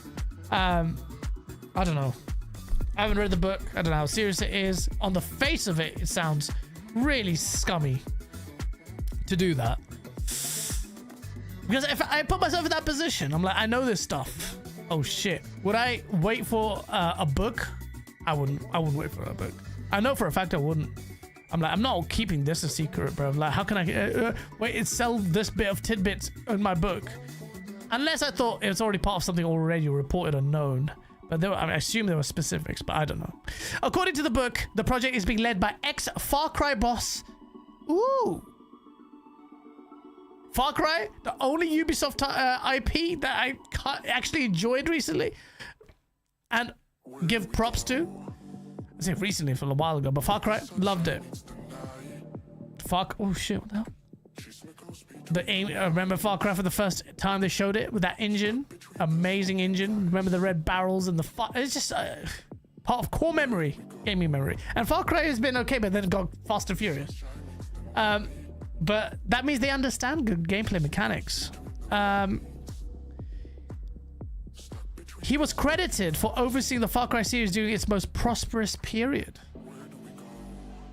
So, ex-Ubisoft. You know how much I don't rate Ubisoft. Sorry, my friend who works at Ubisoft. And he says the same thing. Bro, he was waiting to get start on the Star Wars Outworlds, whatever it's called. The second game. Oh, camera's frozen. Amazing. Amazing. Oh, shit. I was reading this shit as well. To go back to it. Safe. I dropped pens. Everything is going wrong. He was waiting for the Star Wars whatever thing, number 2. To work on that job, and it got this cancelled out of nowhere. He was relying on that. He's a contractor there as well. Not contractor, but no. But he gets some projects, and yeah, it's bad. You know who he is. He's famous, funnily enough. Very famous. Now he just signs Pokemon cards, which is weird. Like, why? Grown men. Just going in there and with tattoos on of his name. I love you so much, man. Like, you just what? But then that's fandom and everything. But tattoos on another man's name on your chest, bruv, is a weird thing to do, bruv. So we've got that, and then Starcraft. Let's see what happens. September reveal. I didn't think it was gonna be that close. I just read that article properly. I was like, oh shit. Because Blizzard needs to do something, man. And they cancelled that online title, that almost survival-based game. What's it called? Odyssey? This is a tune! And then we've got... we talked about Wolfenstein. We kind of did. We did. So, yeah, there's loads of games. Xbox seems to be sitting on if Blizzard can get this shit together, Xbox finally could be so like reaping the benefits of a Blizzard that's awake, that's sat out for a while and just worked on freaking World of Warcraft expansions. We need more. We need more though. More. Give me more. Where do we go? Oh, this is. When the sunshine meets the night. I had previews of these tracks and they were like, oh, sick. They sound really good. I don't know why it's so good. And I thought, I hope the rest of the track is good. But it is sick. Where do we go? Where do you find this music? No, you have to pay for a license to be able to pay this music on streams and stuff. So yeah, there's an additional subscription cost and upfront fees depending. I spent so much money on buying tracks. It's dumb. But when the music is this good, fuck it.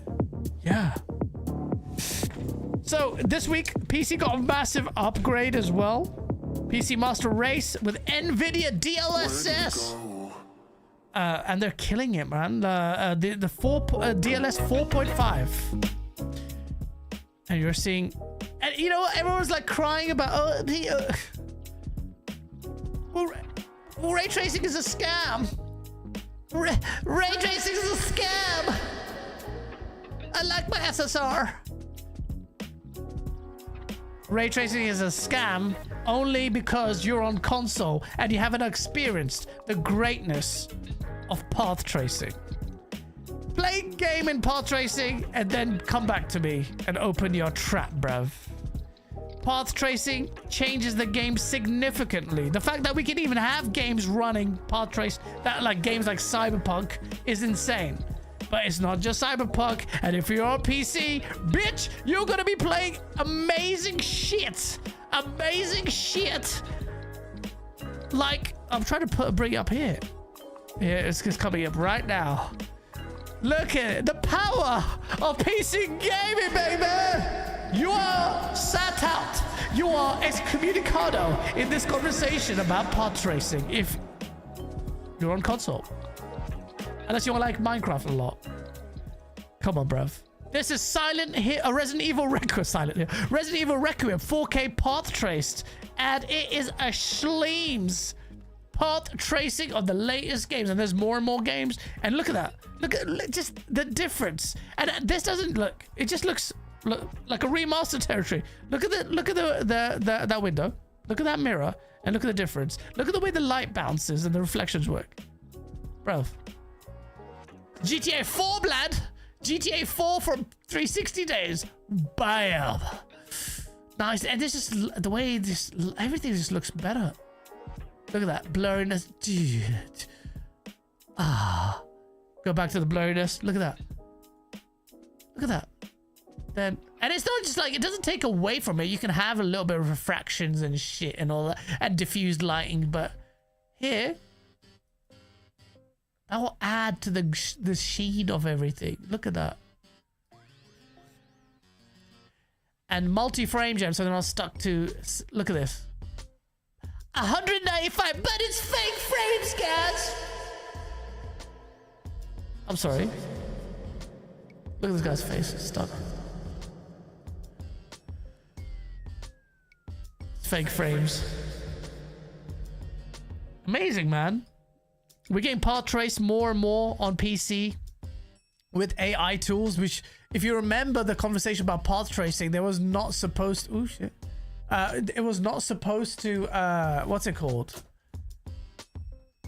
Oh, shit. One sec. Save. Yeah. It was not supposed to work this gen for games because the tech was too much. We had Minecraft run it on Xbox Series X, and we're like, okay, that's a feat. But even on the PC space, come on, man. Path tracing is a game changer, man. I might actually make a video on that, the difference. But then it's just like a video where everyone telling everyone, you guys, bruv. You want us to cover the best of the best, and you have to go to PC gaming. You have to play games on path tracing and see Cyberpunk, which we've seen on this channel, how sick it looks. And now, And there's more. There's more games as well. There's other games that are running pod trace as well. They got more and more and more and more games. And Nvidia's really killing it with their DLSS 4.5 as well. People are positive results already. It's a game changer. DLSS is one of the more utilized Nvidia things in the space, in the console space as well. Even console gamers can't deny the shleems with DLSS. Safe. Pisser is better. No, but games are going to look at more pod trace games. I feel bad because when I talk about it, it's like, all right, that's nice, Gaz. We can't play pod tracing. But you might be able to. Because with things like GeForce Now and streaming, I'm sure they'll let you have that on the premium setting with pod tracing. Because even on GeForce Now, the premium tier, you get a 4080 streaming or something like that. Chat, remind me, and crazy. So you first, and everyone's talking about how good cloud is. Experience path tracing. It all makes a big difference in narrative games. It's gonna be good. I'll tell you what won't be good. GTA 6 being delayed, man. Again, this thing keeps coming up, and yeah, everyone knows that. GTA 6 is such a massive property. You cannot. I mean, they have to release it perfectly. They cannot have an imperfect title release. And they know it. The stakes are too high. This is going to be the biggest entertainment release in the history of mankind. Since records began, GTA 6 is going to be the biggest entertainment release ever. Ever. Has the budget of 2 Burj Khalifas or whatever, like 2 billion now? Wouldn't be surprised if it hit 2.5. It's taken ages. Every delay cost them like 3. I heard like the stock prices, even just the rumors that Jason Shreier had shared caused Take-Two's stock price to go down. That's the power of Jason Shreier. Now, but think about it. Think about it. What Jason Shreier did, he can control the stock. Oh my god.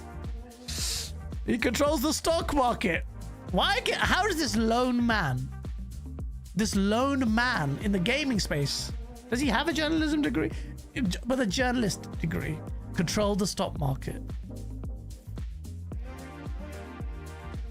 The rumors he spread, or the reporting he did, basically suggesting that the game wasn't content complete. Content complete? Well, what stage? Where do you classify completeness in terms of content? Core content, story content, branching content. There's so much content in GTA. What is content complete?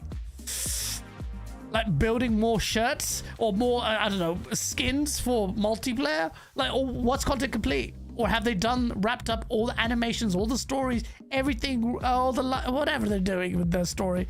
Everything is wrapped up? What is content complete? I don't know. But just the mere notion of that caused them to lose millions for the reporting on the stock market, because Jason Shreier did that. And who is Jason Shreier? Just a lone journalist. No, what does he know? It literally cost him millions. Mad. And that's how big GTA is, where Jason Shreier can have an impact on the like that cost millions and millions temporarily, because then GTA will come back. GTA 6 is gonna suck, says Mythos19751. Mark my words, he says. Sacrilege. Absolute sacrilege. How could you say that? How can you even dare say that? GTA 6 is so overrated, says Aaron. The game isn't even out yet, and he's determined it's overrated. Amazing. Amazing. GTA is overrated. What a load of bollocks. GTA still tops the charts every year. GTA 5, that sat out 2 generations. That game still tops the charts. Why? Why does it top the charts? Why did it set a standard that even games 2 gens later can't even follow?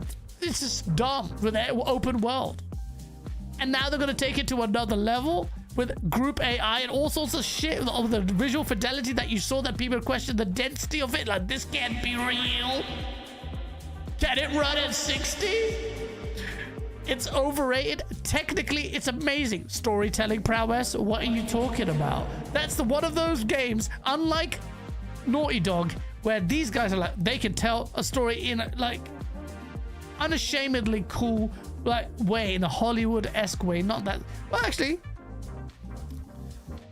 The Last of Us represents new Hollywood, so yes.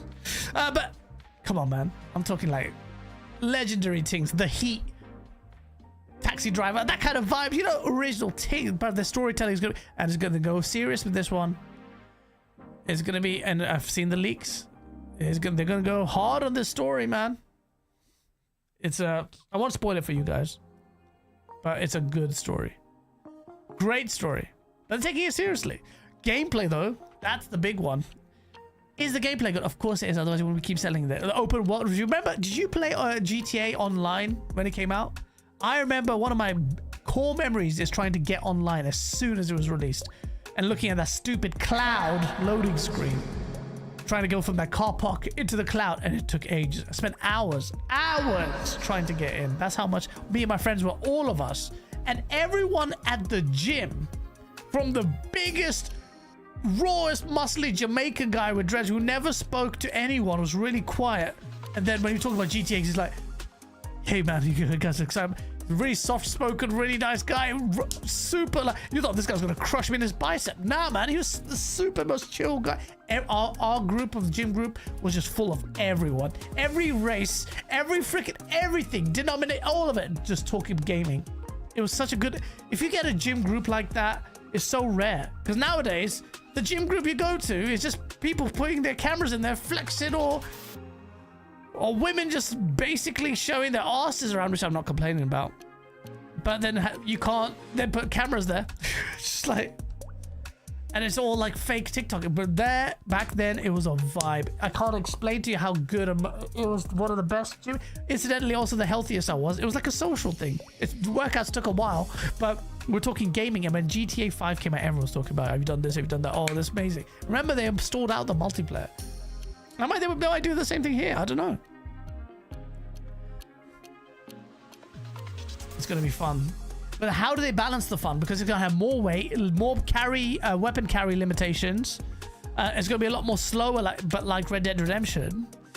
But it's going to be hard hitting with the physics-based stuff, man. They do physics really well, man. It's going to be sick. With AI, group AI, like, they have to take AI to another level, where you have not just the abundance, but how people react. Based on the leaks, like, crime is reported, so someone, like a CCTV camera watches you. In England, you're screwed, because that's coverage everywhere.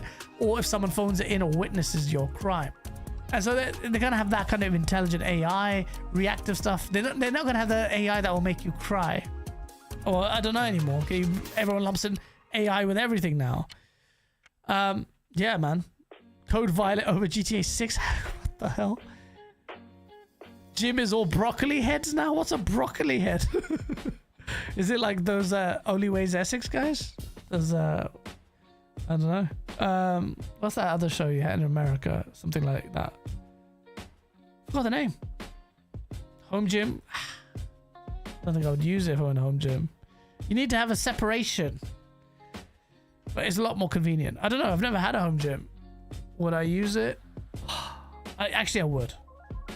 Chest day all day. No, but I would actually. Home gym is probably the best. But then it's also a vibe. You should go talk to people. But I don't have that anymore. Now it's just like, well, actually I do. Yeah, that's what I'm talking about. But that's important. Will GTA 6 get delayed again? I don't know. It changes the fate of so many different other studios as well. They're just like, bro, just get out of the way. Please just stick to a release date so we can plan our future. It's crazy. It's crazy. A title so freaking potent in the space is about to come out, and everyone's staying away from it. And they don't even know how far to stay away from. They'll commit to a release date, and everyone's like, oh, you've committed to a release date. What's going on here, bruv? What's going on here? Fable 2026? When is it coming out? You have to come out early, bro. You stay away from the GTA limelight. It's mad. I don't know, man. Rockstar tries to do too much and nothing great. Rockstar tries to do a lot and smashes it in almost every department. Visually, yes. Storytelling, yes. Technologically, of course. Gameplay wise, if it didn't matter, people wouldn't be playing it. So now it's that freeform gameplay, and now they're gonna double down with physics, and they spent $2 billion on it. What did they spend that money on? Why do they invest? Like, what was the development journey of this game? What was the, who leads like the key decisions there? AI is the right bet. They have to make a believable worlds. This is a multi-billion-dollar project. Countries would go to war with each other over the kind of monies involved with GTA. I'm not even joking. You think $1 billion is a small amount of money? Countries have done all sorts to get that kind of money. And yeah, GTA is going to be the biggest, and I don't exaggerate. To explain to me, one form of medium that comes close to GTA 6. GTA 6 that has the cost of, remember, dev $2 billion, 2 Burj Khalifas out here. What in cinema, or sorry, in Hollywood, or the Avatar movie? What is as big a movement? It's going to be in the news. People are not going to go to work. It's going to be a problem. I'm telling you the headline right now. I can tell you the headline now. Record number of people skive off work for the release of GTA. Office disruption, productivity. The GDP of countries will take a hit because of lack of productivity based on what freaking Rockstar are going to release. GTA 6 is that big. It's the biggest entertainment release since records began. In terms of monetary value, in terms of impact globally. Nothing comes close. Tell me what comes close. I'd love to hear. Maybe I'm wrong. I want to know what comes close to GTA 6. Gameplay is garbage. This is the new thing. Gameplay is in. What do I say to that, bruv? The one thing I'll say is GTA's gameplay hasn't aged as well as it's maybe, well, there have been much tighter third person games come out. Doesn't mean they do the AI and other stuff probably, but on the gunplay side of things, sure. But they'll have to make it memes. I think the changes they're making sound. What else would you want? Minimize the hub though, but they won't because GTA has so much information systems going. But minimize the hub though if you're telling an intimate story. Make you feel like a movie, bro. This could be really like this is a mature story, still fun and all of that, but I'm excited, man. I'm excited. GTA is gonna be a meme. GTA is gonna be an absolute dank schleem. Dank schleems. We didn't even talk about the Dev Direct Beast of Incarnation, and I want to be I remember seeing this. It's Beast of it, and that's a random one to pick. And I will say this: Beast of Incarnation. What am I doing? God. Beast of, let me check out if you've got any gameplay for this or a trailer for this, because it's a third-party title, and I think Xbox deserves a little bit of benefit of the doubt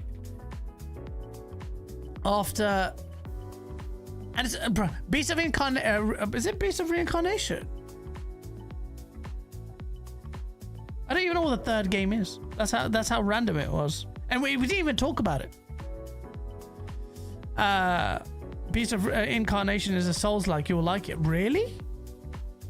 It's Souls-like? Is it Reincarnation or Beast of Incarnation? Well, let me check. Hardly anyone's talking about it. But the reason why Xbox deserves benefit of the doubt is because they picked what last year? What did they pick last year for their Dev Direct? What third-party title that they showed off? And I was like, oh, why this title? I was like, all right. What title was that?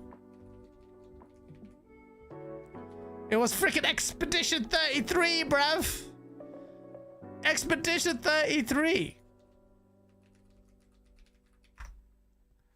Expedition 33. Xbox are always gone for their quality assurances, not understanding, identifying good quality. You know, Phil Spencer let go of, Destiny, stuff like that. But someone at Xbox decided, no, make a deal with this AA studio that we've never heard of. Because that JRPG game from French company is going to be the game of the year. That is amazing. Bro, it was a weird addition, and they did it. And Beast of Reincarnation is now being shown. So Xbox deserves some props there for picking a deal, making a deal with that. Beast of Reincarnation is an odd one. I don't even know what this is, but I'm going to play the trailer. And while I talk over it for people with Spotify listeners. So people are saying it's a Souls-like. Only hype behind Beast of Incarnation is that it's Game Freak. Ah.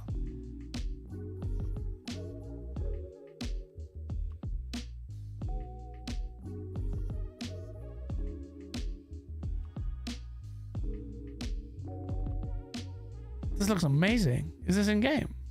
It must be. It's in an engine. It looks in Game Freak. And this is a PlayStation channel video. Look at the symbols on the bottom right. It's on the PlayStation. Holy shit. Holy shit. So bro, this game looks sauce. Bro, graphically this looks amazing. Yo, what the hell? Bro, where's my camera? Oh shit. Oh, my face frozen. Safe. Look at my face. Like, ah!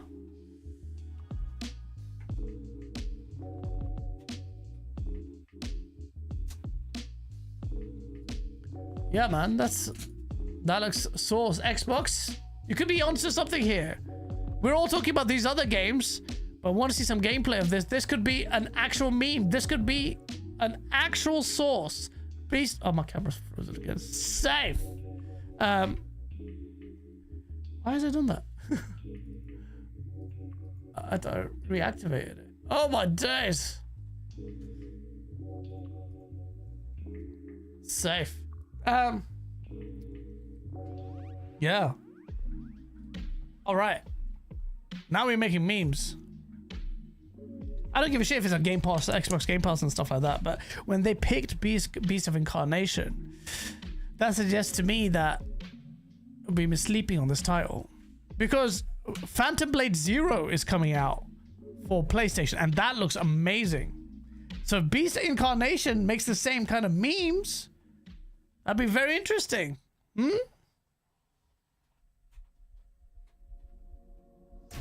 I think it would be sick. Oh, here we go. What is this track? Oh.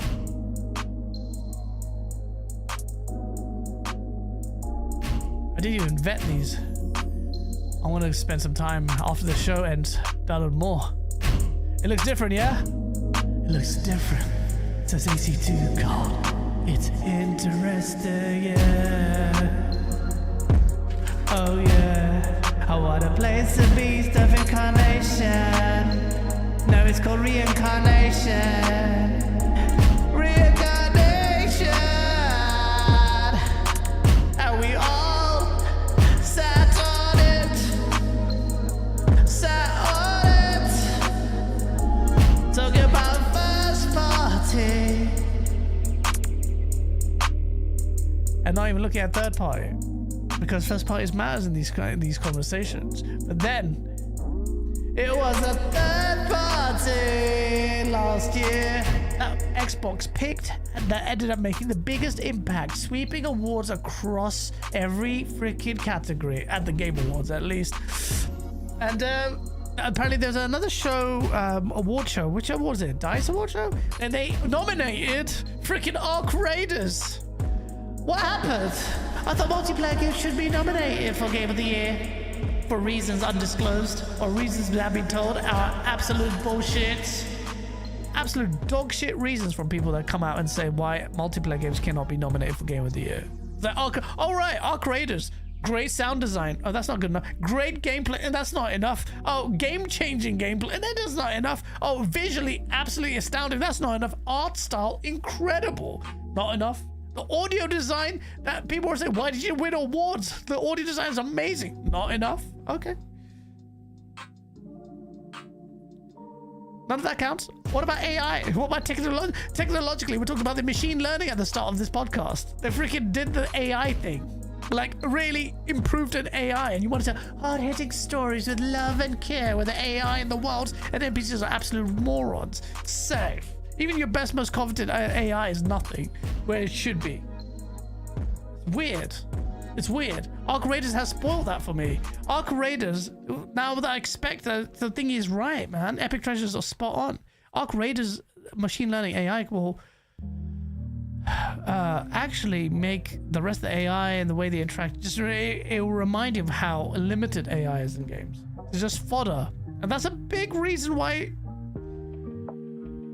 I just lose flavor in a lot of single player games. Because they're always gamified really well. I'm like, okay, but the AI in this game, this specific single player game that has the right... Not every game needs to have realistic AI, let's be honest. But some games do. So it's very immersion breaking where I'm doing an escort mission in Ghost of Tsushima. And the hostages are literally breakdancing, smacking into the guard. The guard stops because they're smacked into them, go around, and they can't do it because gameplay design. Because the AI will be too stupid if the enemies clocked the AI realistically. You'd be fucked. But they can't because the AI is limited and dumb.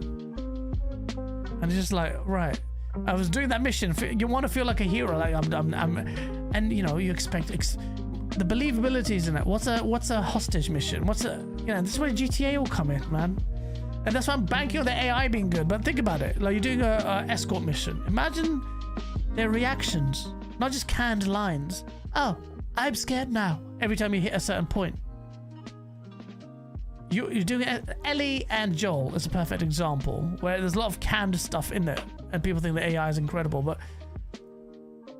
imagine a fluid AI system. I'm not just saying this is the Last of Us problem, this is the industry problem, but imagine where like they dynamically react to things like, hey, what the hell's that? Did I just see someone?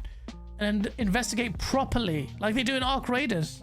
Like, and then someone shared Spider-Man 2's AI and how bad it is. Oh, and then someone went to camera mode in the sneaking missions, turn the camera around and see what the NPC would see, and it's just you see Spider-Man, like the guy crawling under the table right in the middle of it. He can't even see it, can't even clock it. I'm like, oh my god.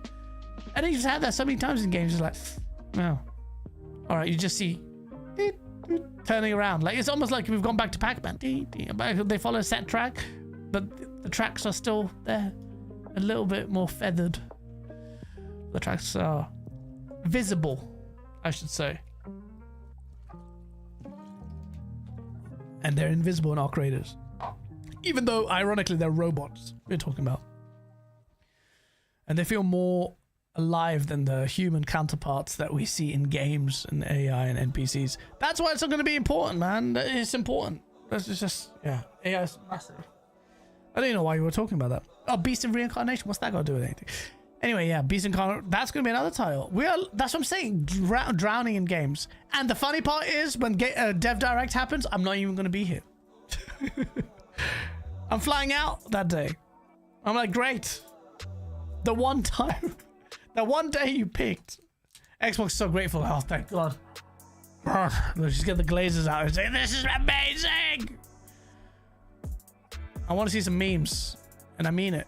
With Fable, I'll be critical. With Forza Horizon, I'll be critical because I have some specific things I want to see, which I've mentioned. But I think they'll smash it. I think it's quite positive. And if they do have a big look, Xbox has been in the gutter, like in terms of public perception, since price hike stuff, since their multi-plat stuff, and questions about, and every time it's like, are you stopping selling consoles? You're still making hardware? Oh yeah, we are. Okay, RAM price increase. Oh, okay. But camera change. The software is making memes. The software and Xbox software and people cry about roadmap. Roadmap is so important because what is roadmap? The games that are releasing. And Xbox has so many. We talked about Starcraft and Wolfenstein. Starcraft getting a reveal already. Like they're such a big monolithic publisher now. They can, if they get their act together, can do some bits. So, and then they're releasing a next Xbox. So people not realizing, okay, they have to show games for it to make a statement. And I think that's going to be Gears. What else? What better game is going to be there? But Xbox is Xbox is, and you know what? In many ways, I look at the other platforms and I'm like, right. You phoned it in, yeah? That was it. Xbox became third party and it was just like, there wasn't much of a massive negative shift. There's not a massive positive shift either. In fact, it was the other way. Actually, the negative shift was industry-wide. Sony don't give a shit. Oh no, they're getting Wolverine and shit. Bro, you're talking about the number one. Look at this guy. Face frozen again. I'm gonna go this way. Number one player in this space, and I know you're much smaller, but what? Are the excuses gonna feed us? No, man. So Xbox is multi-plat, bows out the console war, but still has a platform that's releasing. We're in a world where PC is where it's at. PC gaming is growing and growing, yet the price hikes happened. Yet still, PC is where the source is at. Absolutely it is. What do you think the console's going to do? Unaffected? As this week's Intel came in, or Samsung's CEO came in and goes, it's going to impact everything. Everything. And the console gamers are like, it won't affect us. It won't affect you. What do you think? Oh no, they can buy in bulk. Okay, they can buy in bulk, sure. But you think Samsung can't? They need it. Do you think car manufacturers don't need these things?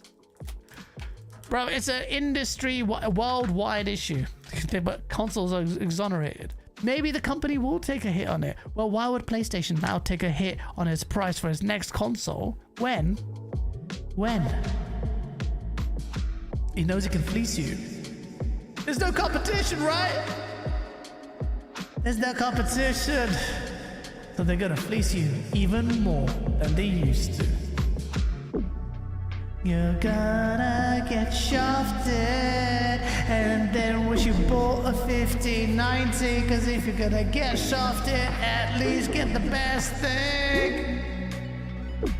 We're gonna get shafted together. And hopefully you'll get path tracing next gen. Holy shit. What? You better get path tracing next gen. Why wouldn't you? That'd be stupid. But sitting out whole gen on path tracing, not good. Not good. Oh yeah. Console wars are over. They're over. Console wars is dead, but PC Master Race rises as everything becomes third party anyway. Or multiplat, I should say. Multiplat galore. Everything's something. The big, most exciting game, the Phantom Blade Zero. I was like, this looks sick. And then they, and it's a PlayStation title for the PlayStation guys.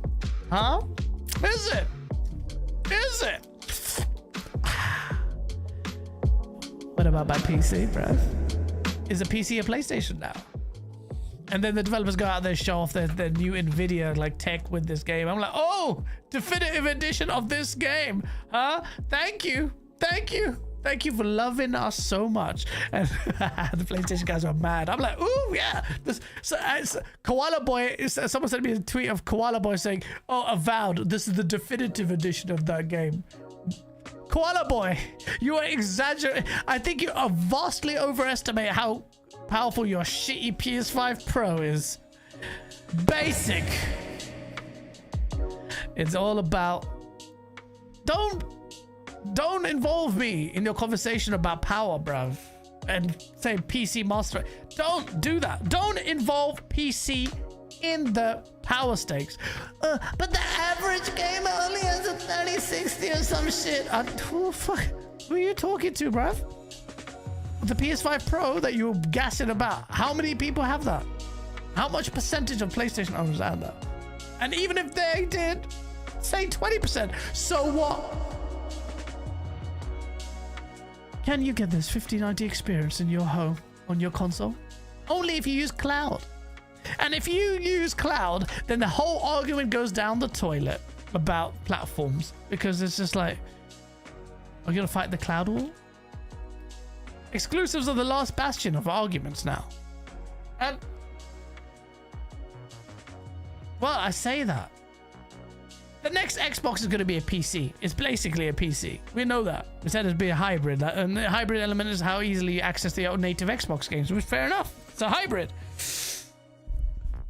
But even though it's, you know, it won't sell well, it'll have a limited numbers because it'll... This... Oh, I don't know why I'm trying to fix this. Dodgy now. It's still going to be a beast machine, the Xbox. They're making and I like that.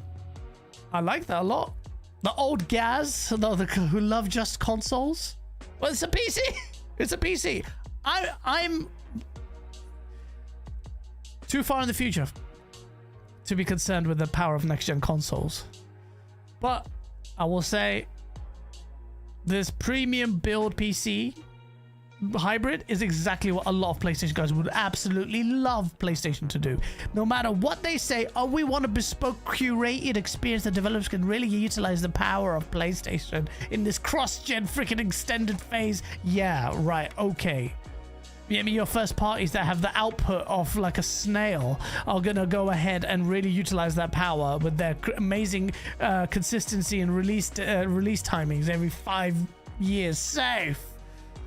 Your first party meaningfully just sat out this gen. I'm sorry, but they did. And if you think that's the best good performance by a first place player in this space, okay. Not good enough. So hardware, I guess, is still important for a lot of people. They're compelling. Xbox is the only one that's really offering a compelling edition. Well, the next PlayStation will have the handheld. But everyone tells you Portal is amazing. Cloud is now suddenly good, so okay. Cloud is now the conversation, but it's still not a native handheld though, is it? And we saw how much you hated native handhelds with the Asus ROG Ally. Oh my god. You guys really salty with that. Really salty with that. Which made me think that you guys are defensive even on the handheld front. Like really on the handheld front. Holy shit, get a life. What are you doing? What are you doing, man? So the landscape goes back to games. And just... the hardware race is dead. And PC won the game. PC's the future. Consoles will never be on that level ever again. The 360 gen was a outlier. Unless some tech works in a weird way where console manufacturers can bring that kind of thing again, I don't think they're developing with AI and the infrastructure that we have now. We've gone past the point of no return. It's good. I'm grateful. Alhamdulillah, I got a gaming PC at the right time. I still get it now, but it would cost. This build would cost, I don't know, 10 grand. I don't even know what it would cost.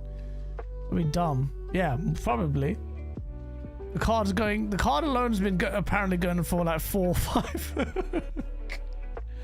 Crazy.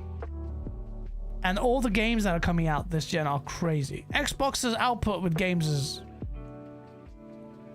starting to become formidable if they go ahead and smash it with Fable They've got banked like last year may not have remarkable games, but they, you know, even Avowed, if they say, okay, fine, Outer Worlds 2 was solidly reviewed, really like high 80s, I think. And people liked it. People liked Outer Worlds. You know, Call of Duty took a shitter, but that's the COD cycle. Expect that to happen. Like Ghosts and God knows how many different versions. Let's see what the next version is going to be. I think the next one probably will be better, but it depends. Yeah. And Doom was amazing. I like that. I really enjoyed Doom. And it's a good take on Doom. I don't think they'll follow that formula through. They don't need to. Some people are crying about it. Some people say, oh no, it's the best Doom formula. I'm like, nah. Doom Eternal was the one. I don't think this was meant to be the formula to go forward anyway. And they know that. It's software, man. I trust them. They know that shit. Outer Worlds 2 was low 80s? Oh, right. Okay. Clockwork.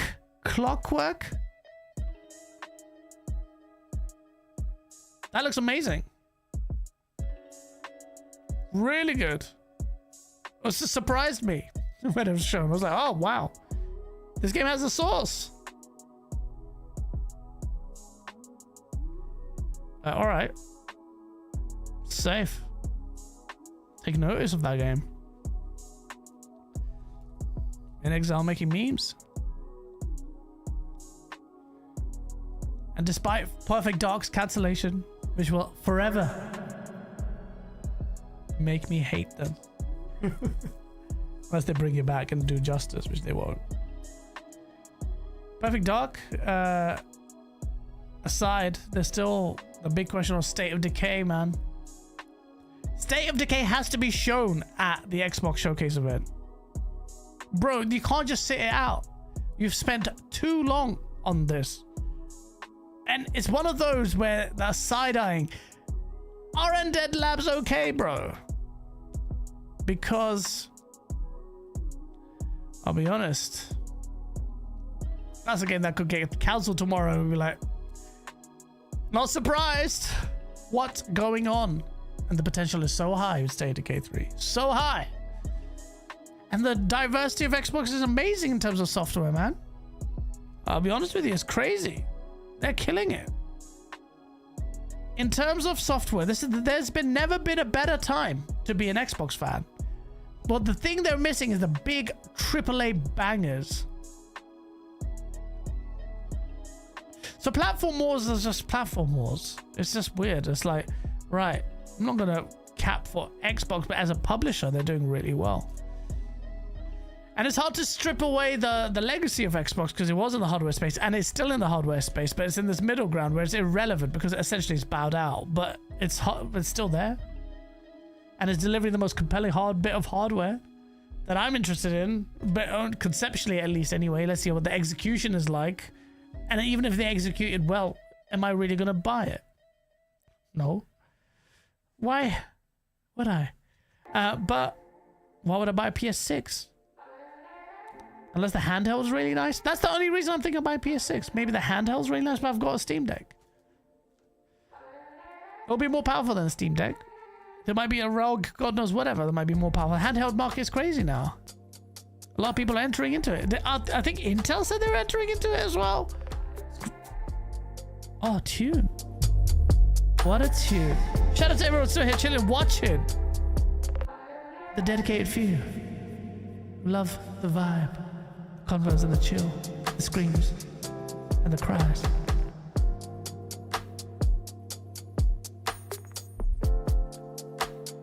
Yeah, so State of Decay 3, man. Smash it. Smash it! Look at this face. Still frozen.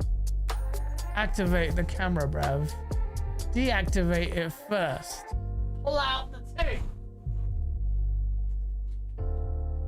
Pull it out, put it back in. TV's gonna turn off in 1 minute. Great, safe, that's what I need. Where's my remote? Can't find it. Safe! Safe. Safe. There we go. Ah, we're back on the main camera. The 2-camera thing worked out. Imagine I have to keep pausing, freezing, pausing, freezing. This didn't break my flow. I'm glad I stuck this camera in there. La la la la la la la. And I do want to fix my Steam Deck. There's a lot of games I want to play now because I'm not always in my office or at home. I'm in my office a lot now, is what I'm trying to say. And I'm going to be on the Steam Deck. And I'll be like, I want to play this. You know what game I really want to play on my Steam Deck? It's a game none of you will ever guess. What game? I'll give you an opportunity for the people here. Guess the game I want to play on my Steam Deck. Guess it. Guess it. I have to fix my Steam Deck. My cat jumped on the Steam Deck. It was my brother's cat at the time. Now it's like mine. It lives in my house. I love it. It jumped on the wire it was charging from an elevated space. Smashed the screen. Smashed the screen. So the hardware is solid built as well. So it hit really hard. Nothing's gonna survive that. I was just like, just got it. I don't know where to repair it as well. There's no repair centers. Dune? That's a good guess. You like this one? Oh yeah. Sekiro? I've already completed it. Give you a hint. Okay, a very obvious one. It's a good game if you like discos. Yeah. Yeah? Yeah. My beard is giving me a God of War Kratos, but I need to get it shaved. I've been so busy, I haven't shaved it properly. Need a nice facial. Nice face. Pause. But yeah. Tetris?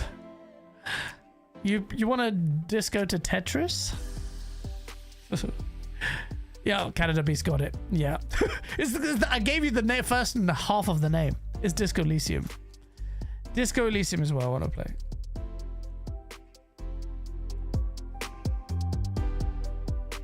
Yes, it is Disco Elysium. I started off as a really good story, but I need to go back and play it. Disco Elysium just got me. Now, you know, the whole premise with the different multiple personalities, all of that. I don't remember. I have to start all over again. Redfall. Please! Not Redfall. Fuck Redfall. That track was okay. Not that great. Disco Elysium is sick. If it wasn't for Disco Elysium, I would have actually been intrigued. If it wasn't Disco Elysium, I would have actually been intrigued. Yeah, nah. It's Disco Elysium. It's such a random game. No one gives a shit about it. We mentioned Disco Elysium. I'm like, what the fuck is that? That's what people will think. But yeah, it's a good vibe. It's like reading a book. It felt like reading a good book. And I'm going to do that. And that's why I want to have so many games I want to play. Including, what's that game on PC that just got the Game of the Year nomination? Bravo, boy, it's on my desktop. Oh, why is Beast of Incarnation? Fucking hell, bruv. Oh my god, how many windows open? Oh, I haven't downloaded it. What's that game? The Telltale game. My brain's gone dead now. Just saying, I was just saying, I was wondering what other games had disco involved. Sorry. Disco. We're so old if you even recognize that. Disco. Did you ever get to the disco? I'm not that young, old that I went to the disco, but you know, disco was a thing. I came from Pakistan. There was no nightclub. Everything was disco. I went to a dispatch. Thank you, Canada Beast. On it. I'm surprised you're even buying games on PC. I'm buying all my games. All I do is buy games on PC. I never play them now because of our creators. I have to have. It's the eternal struggle. There's so many good games though. I want to, as a result of it, I just want to play that. I want to play that. I want to play that. Yeah, you have to look. The one thing people are like, you have to stick to a game, and that's it. But games have their own vibe. Games have their own mood. You want to be in the right mood. Am I in the mood to always play Death Stranding? Hell no. Death Stranding is, for me, is fun. Is when it's just the solitude of it, and you know, kind of game you want to play when you have on an indica when you've monged out, and you're like, all right, just chill, observe. You have to be in the wavy mood to play that. There's some games that transcend mood, fine, like the big games, where you'll get in the mood. But you know what I mean? This is like to get the most out of it. The setting is so important. I sound like a crackhead. I watched a documentary on DMT, and it was just like some weird shaman guy. Because the setting is so important, and me and my friend used to laugh. It was DMT, a spirit molecule, by Joe Rogan, and me and my friends used to watch it. Like, what the fuck? This DMT thing sounds insane. It sounds insane. We gotta try DMT. It's insane. It's insane. Beyond words. And yeah, so why are we talking about that? Set and setting. Yeah, it's really important. But I have to discard it. I have to commit to completing games in an orderly fashion. Because what's happening is my magpie brain will not let me just permit me to complete it, and we are drowning in games now. Now it's not even an option. It's not like, guys, oh, I like to be in this little moody space. Oh yeah, put some candles on and then play a game in the right mood. You can't do that, guys. You can't do that. That's not last gen. Now there are games coming out all over the place. Indies and AA's are killing it. This is a game. This is not the same like last gen. It's not the same. If you guys think that, you're wrong. We are in the beauty period, as it is carved from adversities during COVID and this and the problem and all this shit. And what happened?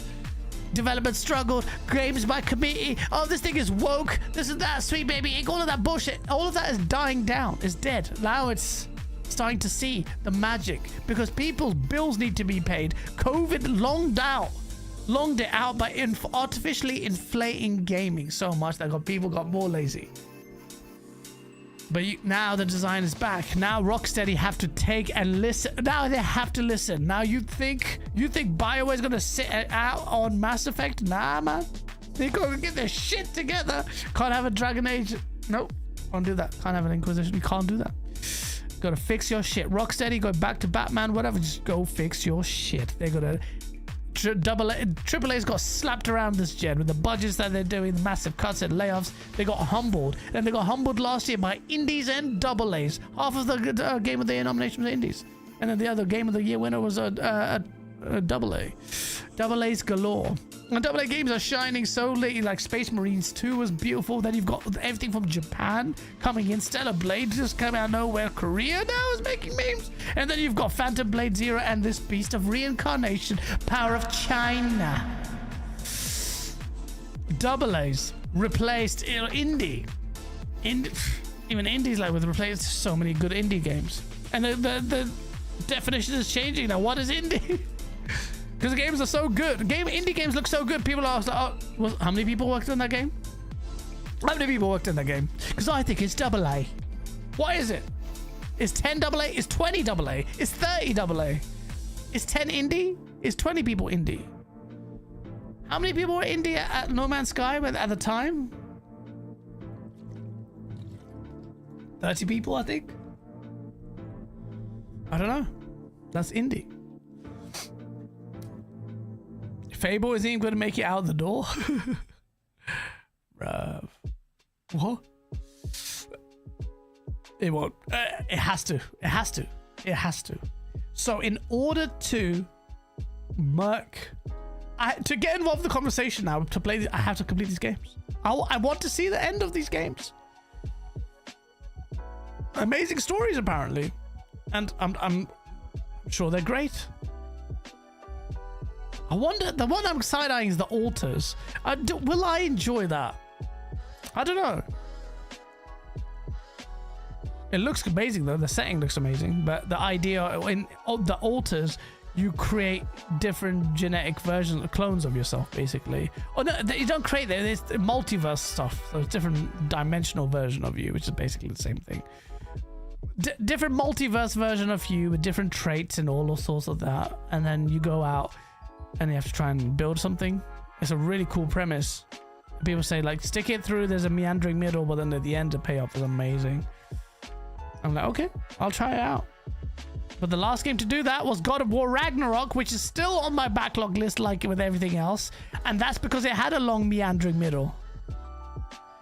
And people can, that's another game on the list, but I have to play it. But Sony doesn't do cross-save because they're shit. Even though their games are on PC. The definitive edition of God of War Ragnarok is on PC. But you can't have cross-save because you don't value your shit like that. Microsoft do cross-save effortlessly and people just like, well, whatever. No, that's a big thing. That's a big thing. And I'm feeling it now. The thing I feel in PC gaming is not just that. It's the pros and cons to everything. PC gaming, the headaches of technicality, blah, blah, blah. That's still nothing what console gamers say there is. And I push my shit to the limit. All sorts of stuff that I'm doing. Look at my setup. It looks insane. Then add in Blender and all sorts of other stuff to it. It's a Schleems. Plus, I'm weird.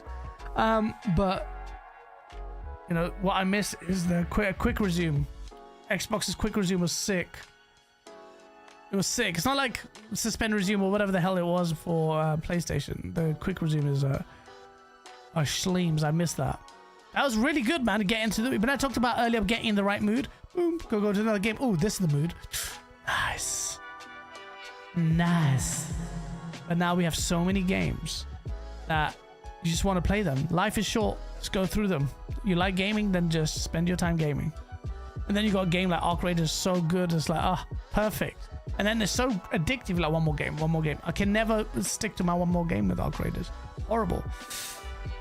Almost an addiction. And then, but you've got all these other games coming out. Like Dispatch is going to be an amazing story. Then should I start Alters instead?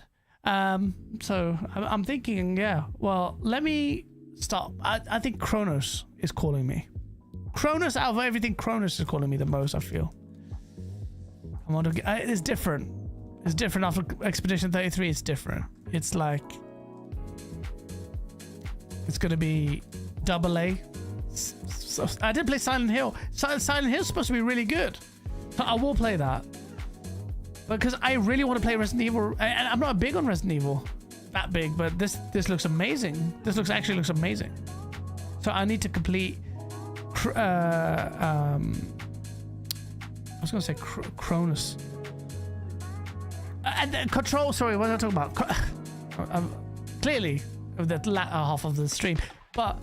Control Resonant looks amazing, and that's coming out very soon in this year. So I want to go back and play Control. In fact, I might have to play that first, because if that's a March release, when is Control Resonant coming out? I would definitely have to complete Control, and I started that on Xbox. Will that have quick save, like a save thing? But then I don't want to buy it on Play. Is it Play Anywhere? Play Anywhere is such a must now. Although Control was one of the early games of last gen, so I don't know if Control has that Play Anywhere. But Control also on the PC that can run it fully danked out. Because it's not a technical slouch. It's a Schleem. Ray tracing Schleems. Kronos on my PC will be glorious. Oh man, I can't wait. Silent Hill 2 is fantastic. Haven't played Silent Hill F. Silent Hill F. I've heard mixed things. But from people who have played it. But it looks good. It looks weird as hell. Which I like. Ninja Gaiden 4. Another one. I loved Black. And Ninja Gaiden 4, Ninja Gaiden 4, sorry. I'm gonna have to sit one session. I have no choice. I have to do one session games. That's why I'm saying make the game shorter. The biggest game I'm excited about is GTA, but that's a massive game that can last forever. And it's one of the few open world games, like Fable. But they're a problem. They're a problem for my time. For all our times. The younger peeps in the here were like, well, whatever. The older ones, the ones who have family. I don't even have family yet. I don't have kids yet, but inshallah when that happens, I reckon I'll play more. I reckon I'll play more games when my baby's born. Only because I'm going to handheld game more. I reckon. Because I've seen my friend do it. And it's just quite like, you know, little baby just chilling there, and I'll have a controller and just like sleep and play. The only few moments in the hours when I'll be at home, I will be playing a game with my child. What a terrible dad I am. I say that. I say that. But will I do that? I like to think I would. But babies, they're a full-time project, bruv. Taking care of a kid. And the first few years they're so impressionable, man. They can swallow bare information. Like, they just absorb stuff. They're learning on the fly. And the formative years are really important, man. For kids. Like, spending time with them. Like, even like down for like water interactions. I was watching a documentary where, you know, like the water splashing sound. There's like, you go to the kid and go, mimicking that sound and all that shit. Why am I talking about how to raise kids, bro? It's a gaming podcast. But yeah, it's important. It's important. If I want to be a good dad, I want to be a good dad. Damn, guys, you got your first child on the way? No. Not yet. Not yet. I'm talking future. I'm not talking about immediate. Give me some time. Do you think I would have a baby before GTA 6 comes out, or anywhere near There's not only a buffer period around GTA 6 and other games, there's a buffer period about GTA 6 and my child. And a big one. Ain't no way. I'm sorry, son or daughter. GTA 6 comes first. And someone's gonna clip that and then show you how much of a terrible piece of shit dad I was all those years ago. You're pregnant, says Golden Hops. I feel pregnant. Bro, I need to get back. Look at my face. I'm getting back on the intermittent fasting. And it's so much better. 1 meal a day. And then your energy levels are way better. Way better. Plus, I need to lose weight for Morocco. Gaz has a family before GTA 6. Nah, man. I'm gonna have... Freaking GTA comes first, mate. Rockstar, sponsor me, you bastards. You're literally delaying my life plans. GTA 6, baby. Oh, just want it. GTA 6. Why is this funky tone? It's too funky. It's alright, but I need to get in the sauce. A little bit chilled.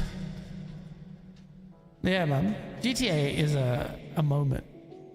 Content creators are going to latch on GTA because of the SEO and the value and the numbers. That's what they're going to do. You know, Reforge Gaming and everyone. But who actually cares about GTA? Like, actually cares. Like I do. Who cares about it in terms of the angle, very specific angle also of what it represents for AAA gaming and what standard is it going to set visually in terms of the AI? I keep mentioning AI. So fundamentally important for GTA in the next step.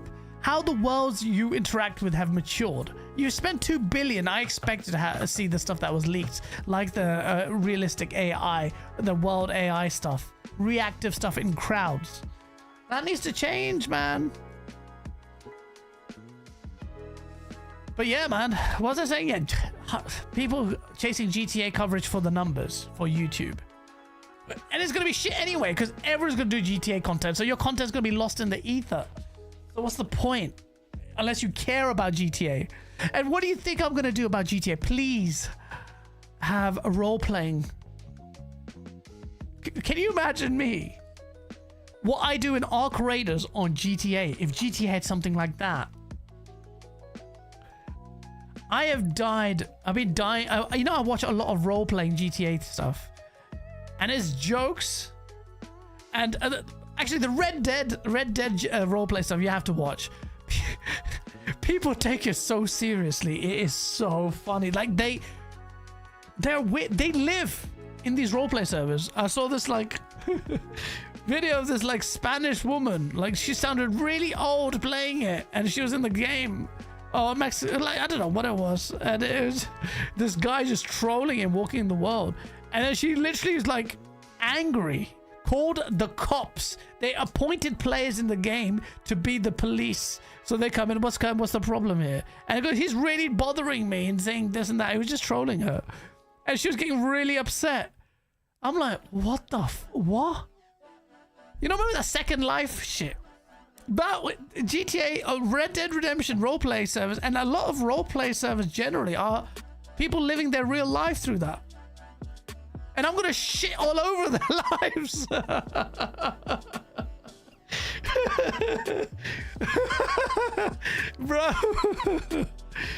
Bro, people need a reality check, bruv. I have no issues with being an evil bastard in the game, bro. You're gonna cry about digital freaking loot and stuff like that. You need bad guys. You need bad guys to make the game fun. You need compelling bad guys. Give me a good roleplay service where I can play the bad guy with voice over IP like in Arc Raiders or some shit. I would love that shit. Maybe sick. Dude, that is why all the console tards talking trash about PC not getting GTA 6 right away. GTA 6 will be much better on PC with the mods and role-playing service. Bro, don't even try and explain that to the console guys. You're getting the beta. We are all getting the little beta version. Unless they somehow will incorporate those stuff into the console game. But then the PC one will always be better. Always be better. So going back to console is going to feel so shit. So shit. But it's going to be GTA. And it's going to... I hope it smashes it. That role-playing and multiplayer stuff needs to happen, man. That would be epic. That will take time. I can't have kids. Nah. Life. But that's this November. But don't delay it, Rockstar. Plus, it takes time for a kid to be conceived and stuff, so we've got time. We will definitely be beta testers with GTA 6 new online mode. Oh my god, Red Shinobi, 100%. 100%. I'm not banking on them to have an online mode that's going to run smoothly, by the way. No chance. There's no way. And you're like, oh, why? Why do you say that? I thought Rockstar were amazing. They are. But how do you account for the universe? That's right, the universe. You're accounting for the universe playing your game. Day one. Unprecedented numbers. Server load that will absolutely destroy Pornhub. It will be a madness. Energy infrastructure will crumble and power consumption will increase. Data will be scarce. People won't, the medical system will collapse. Airplanes, they won't have enough data to route themselves. That's what will happen as the Earth loses its rotation and revolution around the sun at the movement of GTA 6 online servers coming in. It's gonna be a moment. But yeah, man, it's not gonna run smoothly. If you ask me to vouch for them after the GTA 5 online scandal, which I'll call it a scandal because it didn't work for a whole... Oh my god, it was so painful, man. I badly wanted to play. And when you could play, it was amazing. When you could play and all my friends came on, like even the random casuals, because the casuals jump on GTA. Oh, loads of casual, all your casual mates who are like, they don't play games, then you're gonna play a game. You're gonna play GTA. You're gonna play GTA online with me, you piece of shit. You don't even know how to aim now. These guys can't aim. Like, oh, left stick is the... But they're gonna play that game. It's gonna have jokes in GTA. And that's what happened with GTA 5. The races that we had and just the banter, and then we were waiting for heist, delayed until I never got... Oh, I tried them the other day. I was like, this is really good. This would have been really good 10 years ago, wherever the frick it came out. So annoying. I missed out on the hype and the day one hype because it died. Because it didn't die, but it wasn't the same. There was a point where in time where the heist could have come and it didn't come. Pause. Unpause. It was still good though. But they're gonna have to take that shit day one. Day one. Day one. They have to have it day one. For the hype of $2 billion, you have to have it day one. I'm sorry, you have to have it day one. Well, actually, qualifier. Not day one, when I say at launch. When I say at launch, I actually don't mind. I actually would prefer that they release the single player a week early and then release the multiplayer. Why? Because GTA sits in this weird space where both parts are a spectacle. When the single player comes out, dude. When the single player comes out, it's going to be an event. Remember the Trevor, Franklin, all the stories and all the, videos going online. Everyone's just experiencing it at the same time. It's going to be crazy. So why segment that to multiplayer people? And it'll be, well, you can, but there'll be information overload. Why don't everyone go together, have that journey on the single player? Because the single player is going to be a source. An emotional roller coaster. But people got to play because people got to spoil it. It's going to be serious stories. It's quite obvious. There's some quite obvious spoilers based on the story's premise that people don't appreciate. Quite deep. Should I say it? Music's too good? I love it. If you appreciate music, I love you too, bruv. Because music is the source. Yeah. I like doing these solo streams. I genuinely love doing the solo streams more. I like talking to other people, obviously, absolutely. But solo streams are just like a chill session. I should do a separate one, shouldn't I, chat? Should be more organized and have a solo stream and a guest one. I kind of mix them too, but that's good.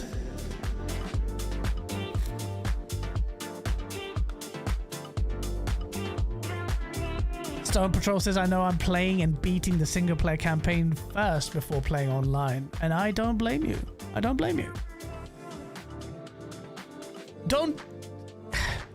You'd lose if the multiplayer is really good and people are going to scream, oh guys, jump on it, jump on. It's going to annoy the shit out of me because I want to play the single player game. But I love multiplayer. I love multiplayer more. So they're like, oh, guys. I'm picking multiplayer. Because the stories you create with your friends, the jokes that you will have, amazing. You can't put value on that. So please stall the multiplayer. Oh yeah. I want to download more tunes like this. This is a vibe. Soft house. I am into my deep house. I've been to quite a lot of raves and deep house. Proper deep house. And Anjuna deep house. But soft house? I loved Afro House. Afro House is wicked. But not many good Afro House license tracks. Because it's scarce. Need more Afro House. And soft house is this is soft house. Proper chilled. Lo-fi is good. It can mong you out a little bit. Lo-fi can mong you out. Oh shit, my camera's frozen. Great. Oh great. I'm on my Spotify. Safe. Where's my Discord? Safe. Yeah.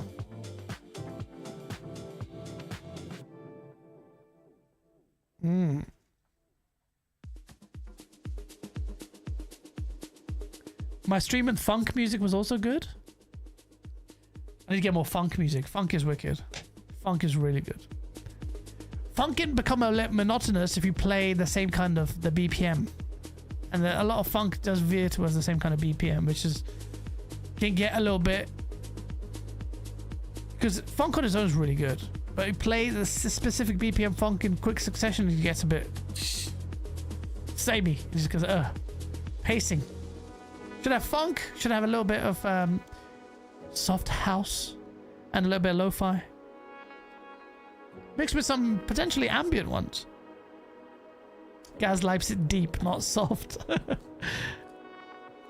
Wow.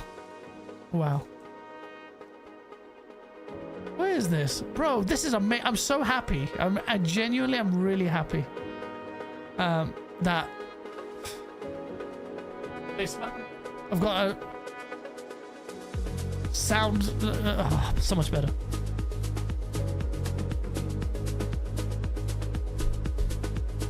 Do you know what that means? It means I will go hard on the music, man. For my videos. Look at that. That's a normal. You know what? Keep that face there. It's the most normal I will look. Here we go. I'm back to my mental face. Do you have a synth or any my MIDI instruments? I want to get into so bad. I want to get into a DAW so bad. I had FL Studio, but it's time, man. What? I'm gonna learn Blender, video editing, photography, game, read books, comics, everything, all of that. Everything's drowning different movies, series. Entertainment-wise, we're so spoiled. We are so spoiled. If you don't take stock of the greatness that we have in front of you, then you're going to inevitably end up being depressed. And the world is a depressing place. But a lot of us, no matter, we need to take stock of how grateful we should be, man. If you're watching this stream, then chances are you're comfortable. You're not, you know, we all go through struggles. Everyone has a story. Everything, you know. And I hope those who are having stuff in their lives that I'm adding some value, making you feel better. I'm grateful for everyone who spends time in here to listen to me talk. This is talking. Like, I just appreciate it. Thank you for just chilling with me. This is not a thing to make money. I don't give a shit about the money this YouTube channel makes. But if it's support, if I do get good money, I will just put it back on the cameras and stuff and gear. Oh, do it. I will take it to another level. I work hard on my content when I do make it. Although the new format, what takes longer is the script. People are like, did AI write this? Just because I'm a crazy person. The console war stuff, I loved it. I genuinely still love it. Well, it's dead. Console wars are dead, but I love that content. Making that content. The adversarial nature of it was amazing. I love that shit. But it just died. So now everyone who's making console war content is just forcing it. And the numbers aren't even all that. So it's like, right, what are you guys doing? But can you do other content? Can you do reviews properly, engage properly, talk about other stuff excitingly? Are you actually excited about these titles and shit? And I like to talk about games. It's just weird. If you think about it. It's not weird. But you love the medium so much that you have a take on these games. And people like you are interested in listening. And I find that weird. I think it's cool. I'm grateful. I will never be ungrateful about it. People make it business like Reforge. I'm like, you should be grateful for every single person that actually says that. Even the haters that hate me or publicly or whatever. You're here watching it. I know you enjoy it. You wish PlayStation said I was PlayStation centric, huh? But no.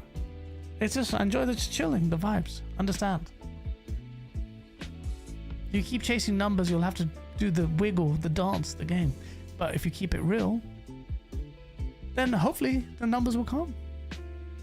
And I'll start doing my content. Barely try, well, I say try hard, but I do make the content. But consistency.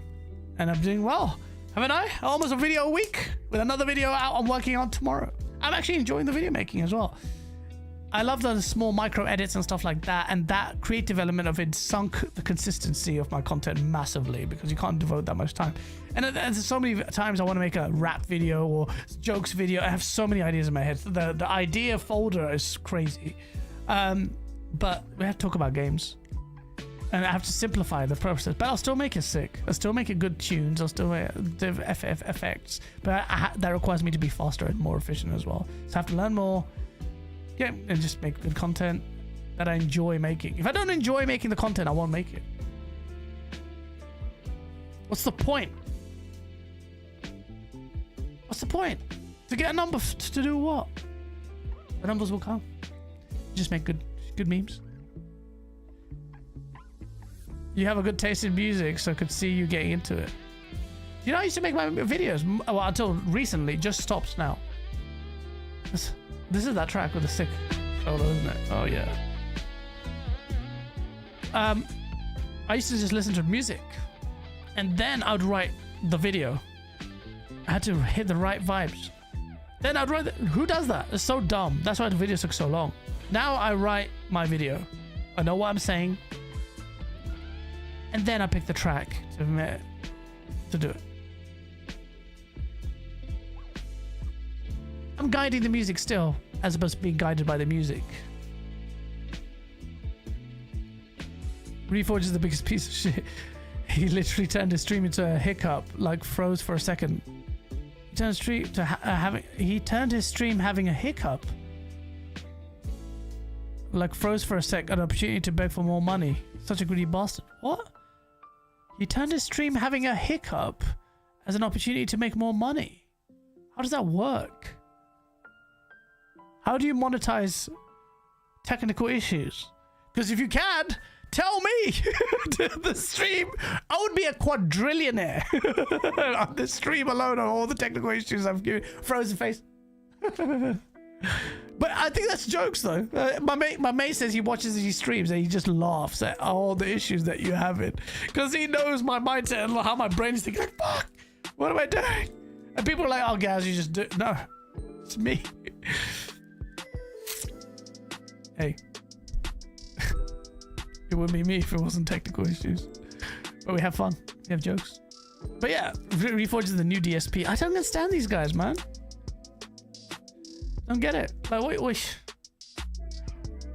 It's just weird. And then the same thing with the Xbox guys. They'll just go in and do the same rigmarole, same format. There's no real actual conversation. PlayStation guys are just talking about Xbox. There's no intellectual conversation at all. It's just people thinking that they're being intellectual. It's absolutely atrocious. Absolutely droll. Absolutely that. So you gotta talk about games, man. Gotta talk about memes. Talk about Source. What else is there to talk about? There's actually a lot. There was actually, let me bring it up. This multiple mediums, crossing through multiple mediums to enjoy this IP in particular. What IP am I talking about that could be traversing multiple mediums? Chat. What could it be? An IP that I like. The genre I like. The setting that I like. You won't get it. You won't get it. I'll tell you what it is. It is...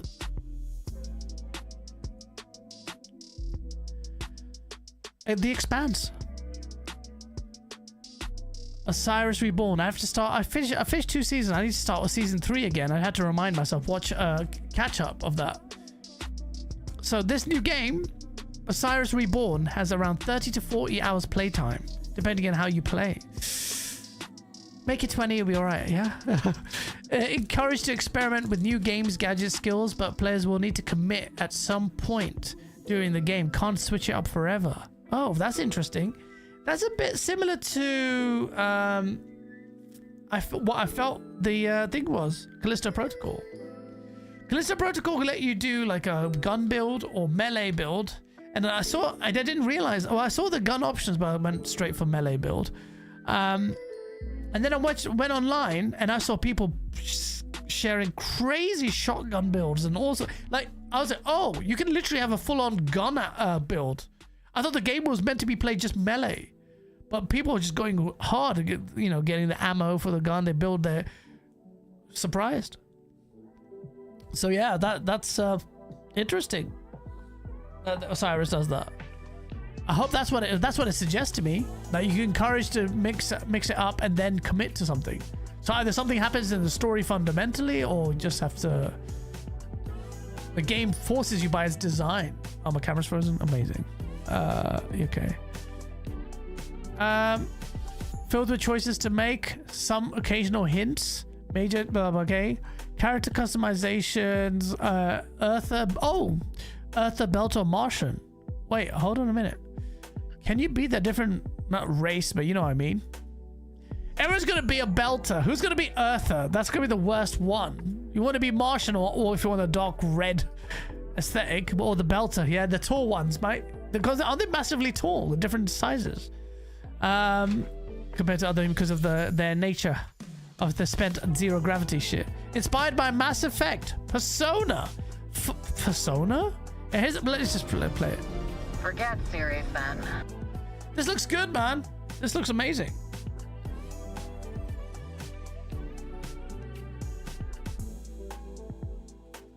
And what engine? Oh my god. What engine? Unreal Engine? Oh, sorry. Unreal Engine 5. I think it's Unreal Engine 5.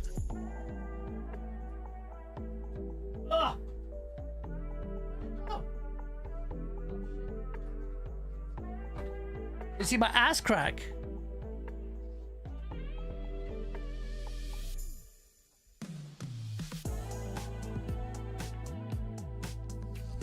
Oh shit. What time is it? I was looking forward to the Division 3. Oh my, did we speak about the Division 3? Oh my god, we didn't even speak about Division 3. Holy shit. How can we not talk about Division 3?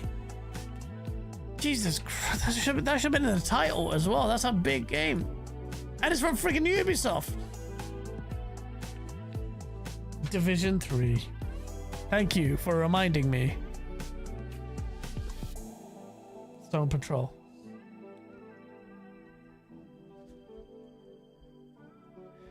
Gaz, you're the only one who likes that game. Callisto Protocol, yeah.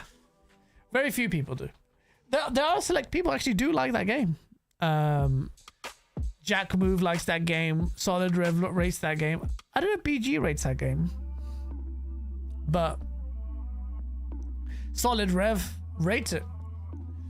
And people who do, there's a core of people who do actually enjoy that game. Appreciate for what it is. And believe me, when I started it, it pissed me off.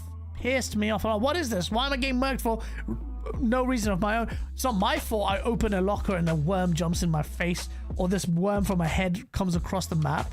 Like, I couldn't do anything about that. That's not unfair. There's no, how's that fair? And that's the conversation I was having. And then I realized, oh, it's a horror game. Like, some hits you have to take. You're playing a horror game. You can't always control everything. Like, you will get murked. And that's when you're like, all right, I see what they're going with. And then it's really up close and personal. And then the combat was so good. I would pull it up, but the PC is actually weird. Well, actually, I'd have to pull someone else's gameplay up, because I don't have any recorded gameplay of Callisto. Oh, I do actually. I put that in one of my videos for Game On Daily at the start. Really good. And that was a UE4 game, not only a UE5. Beautiful game. Anyway, The Division. The Division. We didn't even speak about it. Oh my god. That's coming. And it's coming from Ubisoft, who say that they are going in on this game. Like, we are delivering a beast of a game. A beast of a game. And you're like, everyone says that. Nah, the way this guy's at Ubisoft, let's see. I'll hold him to that. They better freaking make some memes with that game. Now, here we go. Let me just pull this up from good old Idle Sloth. Get out, Idle Sloth, mate. You're Idle Sloth. Where are we going?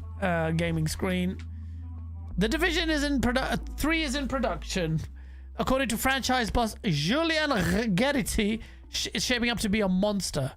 Within these walls, that massive, we are... Okay, well, let me just play the clip. By a pandemic and struck by the strongest, worst blizzard of all time. And you are going to have to survive and extract the most valuable resources. And of course, that leads us to survivors. So what are we doing? Like, we can't rest on our laurels, our 10-year-old laurels from survival. So we're reimagining it. We're bringing this snowstorm, this weather change to... Is he talking about Division 3? Washington, D.C. And that's something that you've never seen on Bro, this trailer was sick. in Washington, D.C. We're going to transform the entire map. We're thinking about it in a very different way with innovations that haven't been seen yet. There's a focus on this to make it such a different feeling experience from the core Division 2 experience. Whoa, whoa, whoa, whoa. I didn't even watch this video. Pause, guys. What the fuck? This guy is getting me. Oh my god, my camera froze. This guy is getting me sourced. That sounds wrong, but he is making memes right now. Listen to what he's saying. Listen to what he's saying. Oh, wait, yeah, that's fine. Bro, what? He's talking about a mobile game? Shut the hell up, Star Patrol. Don't do that to me. For reasons that only your first name. First part of your name. Never seen in Washington, D.C. We're going to transform the entire map. We're thinking about it in a very different way. They're transforming the whole map. They're thinking about the game in a very different way. With innovations that haven't been seen yet. There's innovations that haven't been seen yet. What the hell are they planning? What are they planning? Make it PvP completely. Make it PvP completely. That's the one. That's the way forward. No Dark Zone. My camera's frozen. Make it PvP completely. There's a focus on this to make it such a different feeling experience from the core Division 2 experience. I think we've got something super, super promising here. Survivors is developed with Magnus Jensen. He's talking about Survivors? I thought he was talking about for the next game. It's going to be so big. Piss off. Taking the piss. Look at this guy's face. What? I thought you were talking about Division 3. It's going to be fundamentally different. Division 2, Survivors. Game changer. We're going to change the game. Never been seen before. Anyway, where's the music? Division 3 needs to be sourced, but they won't. I tweeted out saying, make this game and get rid of the Dark Zones. Make it PvP throughout the map. People cried. People cried where apparently they said had an idea. Okay, don't do that. Make it so you have to go for the best loot. Again, how do you handle that? Gaz, Fable's been cancelled. Just seen it, for fuck's sake. Don't do that to me. Yeah, so such a troll. There we go. You know what? I actually went to check because that's how bad Xbox is. You piece of shit. Can you imagine they dev direct and then boom, Fable cancelled. Like, wait, what? How can you announce it? Then it's just like close it, shut the division down. That'd be so hilarious though, but it would be bad. Keep listening to it. He mentions the Division 3. Oh, right. Fuck! I need to go back. He mentions Division 3. Right. Where is it? Where is it? Where is this guy? Get on, mate. Come on, you're talking for I want to see. Well, does he actually say anything? Okay, let's see. Happy to all of these locations. I can't really. This guy exaggerates too much. I had stock in his words until he was describing the division, whatever the hell it is. Say anything more than that, but this is within these walls in Massive. We are working extremely hard on something that I think will be as big an impact as Division 1 was. A big an impact as Division 1 was. Division 1 didn't have that much of a big impact. This guy gassed me up. Oh, make it all Dark Zone. There are a few issues I have with the game. If you remember, the first trailer completely misled us, by the way. There was a much more focus on survival. The survival, like your water bottle there. Really cool premise. This felt like, holy shit, this virus that spread through money or currency or whatever just killed and wiped out the entire world, basically. Very little pockets of resistance, and you have to survive. raw setting in the city. Was it New York City? And then in the first trailer, you go in and you're going through this really cool, well-designed maps, and then you have to, and then, you see other players, and then you have to decide whether you work with them or kill them or whatever. Just like Ark Raider, Survival, Ark Survivor. But then it was revealed that the dark zones are where the PvP is actually just sequestered to, and it's like, all right, that's great. Now you've just compartmentalized one really massive element. Oh my, is it my screen? Oh shit, sorry chat. I had my own freaking thingy. I wasn't even concentrating. Let me see if I can activate this camera. Oh, the camera battery died. Shit!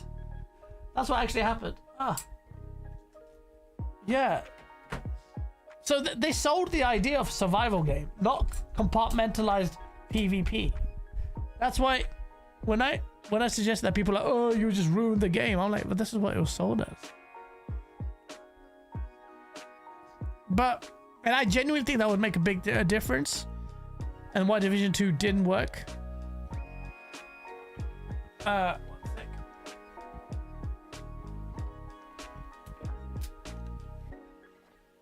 Oh, the battery's dead as well. What the fuck? Chat, sorry, one sec. Here we go. Yeah, so Division 2 wasn't obviously as successful as Division 1. To the point where this guy is hyping up Division 1 as the next standard. Like, we think it will be as popular, as big as. And you're like, what is it gonna be? Division 1. Division 1 bloody why are you exaggerating? Division 1 was not some seismic event, bruv. You should have said it's gonna be as big as Elden Ring. Then I would have taken you seriously. Then I'm like, oh shit. Can you imagine the headlines? This guy says this game is going to be as big as Elden. How dare you? How do you even compare Division to Elden Ring? What the hell is that? But it's a big title, and it did some major memes where it sent devs back to the drawing board. Battery. Yeah. So. Oh, shit. It is. So what are they going to do? Is it? And you know for a fact that, what's it called? They have to smash it. Otherwise Ubisoft's dead. It's crunch time. The Arabs gave them a lifeline. But after Star Wars' failures and successor failures, losing, like, people are saying, like, would you be surprised if Ubisoft shut down? They'll get bought out by the Saudis and that's it. IP sold out.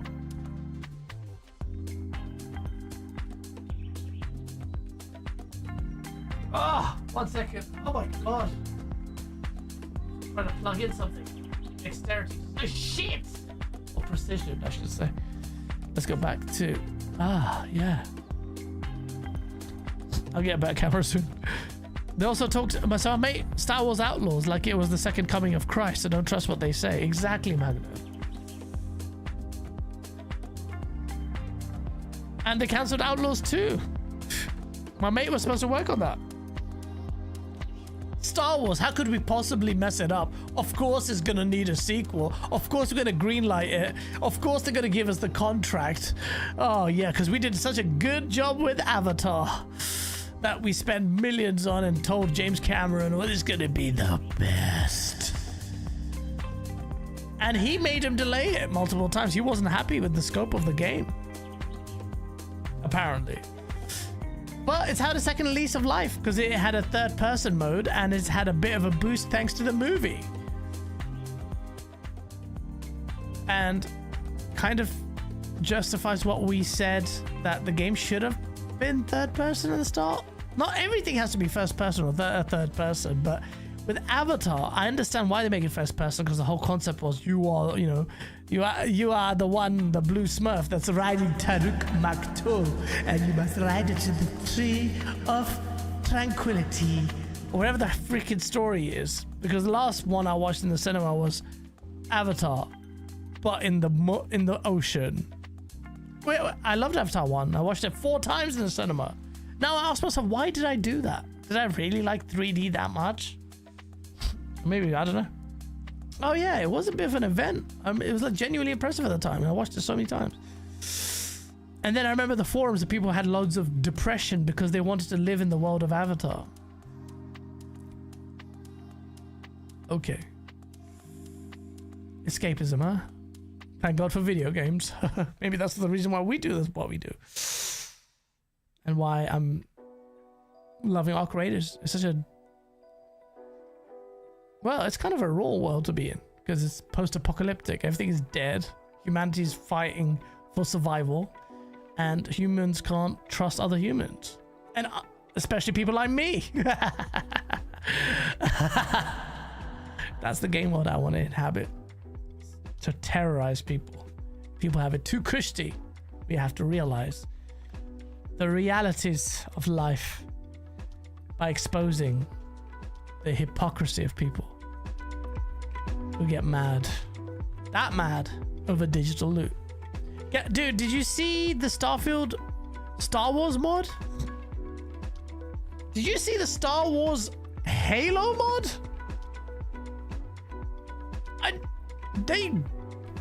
I don't know how they did it. It's not what you think. They made spaceship battles using Halo. I don't understand how they did that. It literally looks like Rogue, what's it called? What's it called? Not Rogue One, Star Wars Rogue Squadron. Like, but better, like actual Halo graphics. It's like, what? How have they done that? That reminds me, Rogue Squadron at the start of this gen that I bought on PC for my Oculus to play in VR. Oh my god. That game didn't get that many sick reviews though, as I thought it would, but they're making a Star Wars pod racer game. And that's even more niche, I would say, perhaps. Maybe? I don't know.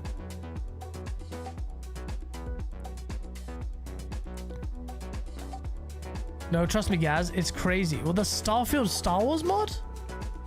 I have not seen it. Star Wars mod? Let me just see. You're saying this thing is fucking crazy.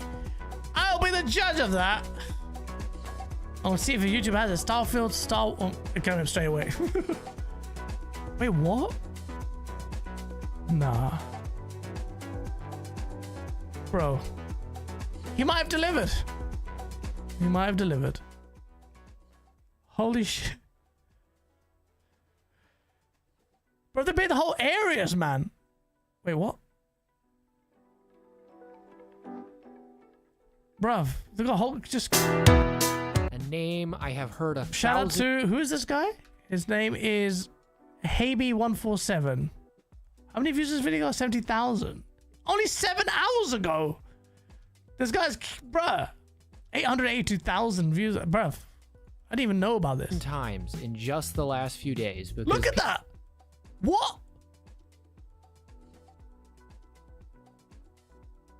Bruv, my camera's frozen, but I'm shocked. People keep posting clips of it, saying it's a legit open world Star Wars RPG. Oh my god. What the hell? No way. This is more... How did it go so hard? You've probably heard of it too. And now if this video is clogging got up your Walker's recommended 18? feed as well, Bro. I am sorry. His lips are so juicy. When am I If you ever don't wrong? know, Star Wars Genesis isn't a game. It's a mod for Starfield. Oh my god, bruv. I am installing that mod.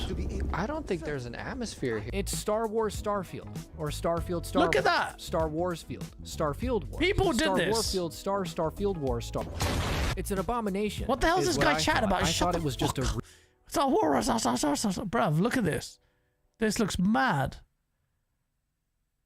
Why would you put Jar Jar? No one wants to be Jar Jar Blinks. And this guy obviously does.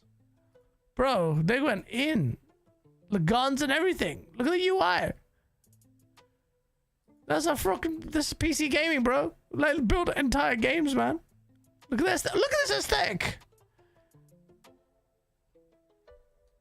Bruv. That's mad. That's mad. Look at this.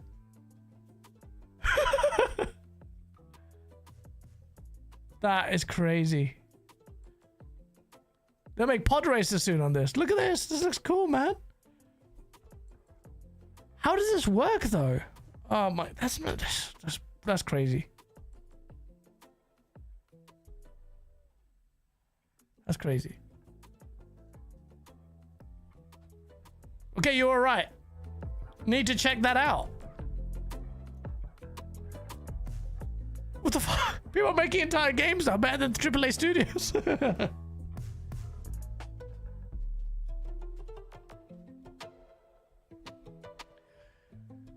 That looks a lot more interesting than Outlaws. The potential of Starfield. Think about that. That's crazy. They can do so much with Starfield.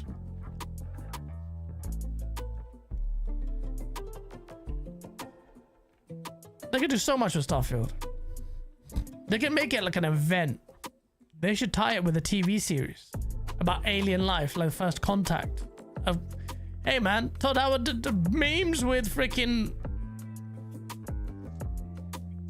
Fallout. I had a brain freeze there. Fallout, man. Let me just see if I can just deactivate and then activate. Yeah, safe. Yeah, it smashed it. I'm waiting for all the episodes to build up on season 2. I watched the first one, it was really good, but let it all finish and then I'll watch the rest. I just want to binge it. Like I do with Pluribus, which is weird. Because it's about weird stuff. A singularity. Basically, it's almost like essentially a commentary on ChatGPT. I feel like it's a meta commentary on ChatGPT and how humanity is interacting with it. It's a really clever premise, whereby you know, what would you do? But I feel like I would do all the things different to what the main character is doing, apart from smash chicks. But she is doing, because she's a lesbian. She's a beautiful actor, man. She's so good. She's really talented. Really talented. After Better Call Saul, Vince Gilligan picks her because he put respect on her name because she killed it. She killed it in Better Call Saul. And same guy picking up. And she does a great job in this. Very different range though. Frustrated, angry, irrational sometimes person. And if you watch the last episode of it, that's weird ending. Strong ending. But yeah, wicked. I made a video about this. It's downloaded through Wabberjack. Oh, no, Red Wolf. Good to see you, man. I need to check that out. People think modders are really good. Then you build that.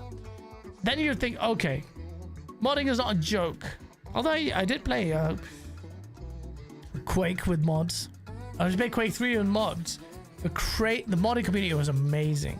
You'll have like Simpsons, or you'll have something else, or random Transformers, or skins. But I don't know if I could actually get it to work at the time. I could see everyone's skins, but I don't know if they could see mine. You could force it. Like, you join servers and people have different skins. It's wicked. But this,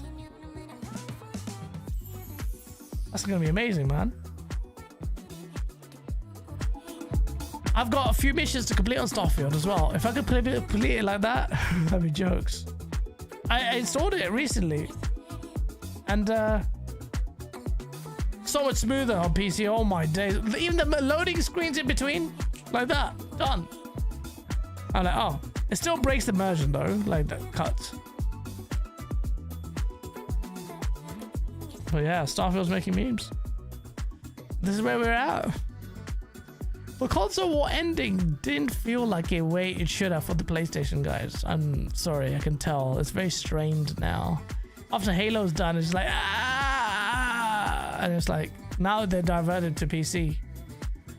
Please, PC gaming, die. Please die. Make PlayStation with the basic bitch console that we release for inflated price. Oh, that's the one we want. Not these GPUs, not path tracing, not AI tools are bad. Fake frames. Fake frames. Hey, by the way, you know your PS6 is going to have fake frames. Look, here's an interview with Mark Cerny with Amethyst, and there's no real retool to that because You want to brute force path tracing next gen? Good luck. We already know the specs though. Where do we go? And they're going to be more conservative now with the prices of things. And I got 50-night ride time. And there's going to be a source. Path tracing everywhere. So many games are in Silent Hill with path tracing. Nice. Shouldn't the Pro be able to do path tracing? It should. I mean, I'm not trolling. But in terms of tech and power, like, if you keep involving yourself in diminishing PC gaming, do you have path tracing? Do you see how crazy it is? When they say, oh, it's bullshit anyway. No, it's not. You show them the gameplay, they shut their mouths. And they should shut their mouths. Because path tracing is no gimmick. Path tracing is tech that you don't even have in your so-called next-gen, mid-gen refresh. What's going on, baby? How can you sit this out? Don't worry. Wait for next gen. When the sunshine meets the night. Wait for next gen. Bruh.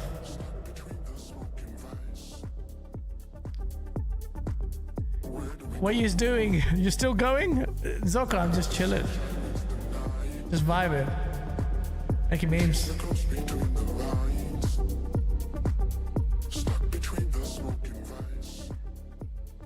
Yeah, sell that 5090, buy a new house, bro. We're gonna make a profit of this thing right now. But it is what it is. I was gonna end the stream, but this track is sick. Where do we go? Oh. When the sunshine meets the night. We got good games coming up, people! It's all about games now! And now when you look at the games, conversation's starting to switch, huh? What's it? Oh, it's on my platform. I thought it was a shit platform. I thought you like, oh, you like Avowed now? Oh, we get to play Fable. Yeah, good luck. Good. Pay for it. Enjoy it. Enjoy it. Enjoy it in your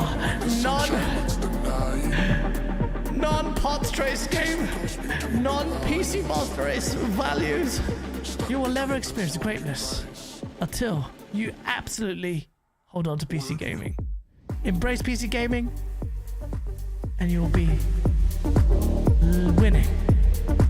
Save up, build your rig customized to your liking so you know you are future-proofed for the rest of eternity. Yeah. Because that's where the tech has peaked. It's peaked at PC gaming. The 360 days are over. Don't look at the consoles for any meaningful additions. Nintendo couldn't innovate. They made their console like a PC. With the mouse. Amazing. That's the ceiling of their innovation. So it's all about power. And we want true power. You know where to find it. The 2026 games look so sick. 2026 games, that's what I'm saying, for Zorka. What is the point of crying? There's so many good games. PlayStation might make noise. They need to make a lot more noise. A lot more noise. They need to make a lot more noise to justify the #1 place. But I am interested in Wolverine. Soros, definitely interested in. But can I wait for it? And I think I can. My backlog is kind of crazy. And I respect Returnal, but I want to play that on PC. Why would I want to play Soros in not the ultimate? When I saw Returnal's PC version looked beautiful when Blaze was sharing it as well. He's like, this is different, man. It's so much better. And it looks sick. And Soros will look amazing on PC. Amazing on PC. So I'm like, it's a visual experience as well. Not in the way people think. like with all the globules and shit. Yeah, but it's a different kind of. It's almost like Rez. Sometimes it reminds me of. Remember Rez, the music action rhythm game? The way you dart forward in this game, it's basically a Returnal sequel. So all the projectiles shat on your screen, and the guns firing lasers and shit. It's like a music game. Wolverine is going to be amazing for a geek like you. Yeah, Wolverine's good. I don't expect some crazy gameplay in that game. I hope they make it more linear. But if they make it, Zorka, in the history or the timeline of, I say the timeline. What's that? House of X, Power of X, right? I always forget his name now. Oh, I've got his comic right here. Right here is his comic. It's a really good one. It's really Hickman. This is from Hickman, John Hickman. It's a really dark story. Look at this shit, man. Look at the art style. Sick. From Hickman. And those Reddit leaks suggest that there's some Hickman-esque stuff. But with Wolverine, would you tell, I don't know, Wolverine story? Please make it happen. But again, I want to play on PC. I want to play it on the best it can be. Maybe path traced. Give me path tracing. I want some path tracing. Oh, PlayStation. Don't hinder your games. But Xbox isn't. Xbox give you options. In that sense, I will say that. Your timed exclusives will always be the least, well, not the least, but not the ultimate version of your games. Your game's true vision, unhindered power can only be realized on PC. Nah, they need to get the Claremont X-Men. I don't know what that is. Which one that is? Was that were the Claremont X-Men rendition animated, like the X-Men cartoons, or was it its own thing in comics that I haven't read? Because yeah, I hear it's I loved how I don't even know how it can get better than Jonathan Hickman's book.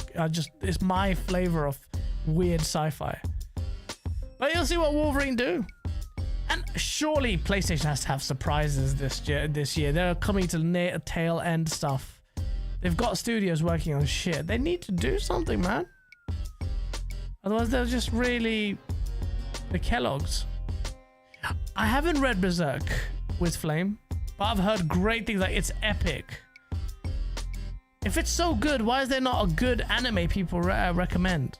Is the manga that much better that they couldn't recognize, I don't know, realize it in... Is it like Hickman? Really hard to put in an anime. He's made what? X-Men from the 80s to late 90s. X-Men, you'd all know, is because of him. Oh, wow. He wrote it for like 10 years. Oh, right. The modern rendition of X-Men that he's written, that we know in the cartoons and stuff, he's the core about it. Well, then, have to respect that. I'll put respect on that name then. Because have you seen X-Men, what was it, 97? It's a weird name. Season 2. Is it coming out this year? I think it's coming out this year. I'm waiting for Jujutsu Kaisen Season 2 came out yesterday or something, and it just crashed Crunchyroll. Crunchyroll crashed. That's how many people went to watch Jujutsu Kaisen. I'm going to wait for all the episodes to build up. How many episodes are there? Maybe I should watch it per episode. Actually, I don't know, because it's crazy. I had to go back and watch the movie. The Jujutsu Kaisen movie to figure out what the hell was happening in Season 2. I was confused as hell. I'm like, oh, really? In the movie, you killed that guy? I just remembered it. I was like, shit. And the end of Season 2 was insane. The animation, insane. Jujutsu Kaisen is actually insane. It's not just hype. I felt Chainsaw Man was hyped. I'll tell you what wasn't hyped. In terms of anime, Solo Leveling. Holy shit. So good.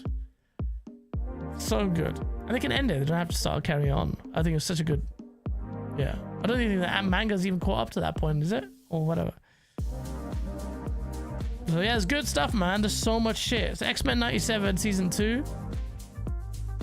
Invincible new season. Yeah. The Boys new season. The finale of The Boys. How's it gonna end? My brother in corn. Salam. Oh shit, man likes corn, bro. Walaikum salam, bro. I loved corn. I wonder what they're doing now. I loved him so much, I just went off it. Berserk is too gritty to be mass marketable. Holy shit, Whiz Flame. That the reason why it's too gritty? I went to like a comic book store, I saw the Berserk book and it looks sick.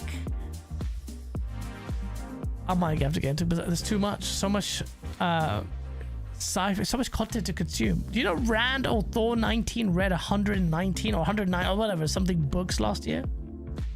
109.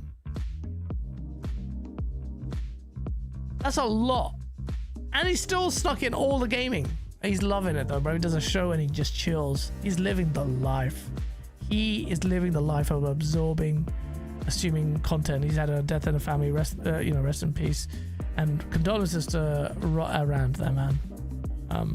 It's not nice. Rand is genuinely a nice guy. And I hope he can find some escapism in reading the books, watching movies and stuff. There's content there. It's a good way to just cope with this stuff. Family losses are hard, man. We don't know how those people affected those people, innit? Yeah. But yeah, there's so much content. Books, movies. Not two movies, but Odyssey's coming out. Christopher Nolan. I didn't like Oppenheimer as much as people thought it was that good. I didn't like Tenet that much. So Christopher Nolan is like,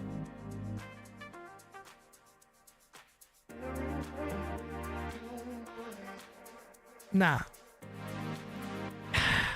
And you see the discourse regarding Odyssey's issue with the armor. They made it like Batman. It's sci-fi. It's not sci-fi. It's fictional, so you can get away with it, I guess. I'm not that worried about it. But will it be good? Because it can't be. It can't be as good as Denis Villeneuve's Dune Messiah. And I know Dune Messiah is going to mess me up. It completely throws a spanner in the works in terms of the story of what we know in Dune 1 and 2. I know that. They really want to hone in on he's the bad guy. All right. Make it wacky. Make it weird. I want to see Dune. Oh my God, my camera fucking frozen. Yeah. Make it wacky. Make it weird. But Dune 3, come on, man. Space sci-fi. Sequel to two amazing movies that Zorka absolutely hates.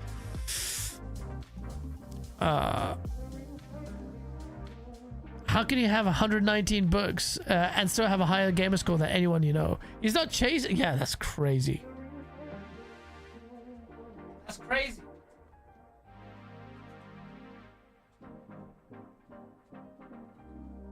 That's actually crazy when you say it that way. Because we just assume, oh yeah, he's a man of the million. But you think about it. I don't give a shit about gamer score. But even I know a million. I don't even hit 100K. I don't chase achievements. A million is disgusting. It's crazy. And he banked that ages ago. And now he's reading books, being a very sophisticated man. Godzilla -0 better. Gaz, I just asked Grok if the PlayStation 5 Pro can do path tracing, and it said no, but it said the next Xbox and PlayStation will be. Grok's that? Bro, you didn't need to grok that. Of course they can't. They can barely do ray tracing, or they're starting to get better. Can't do path tracing. Next gen you will, thanks to AI tools.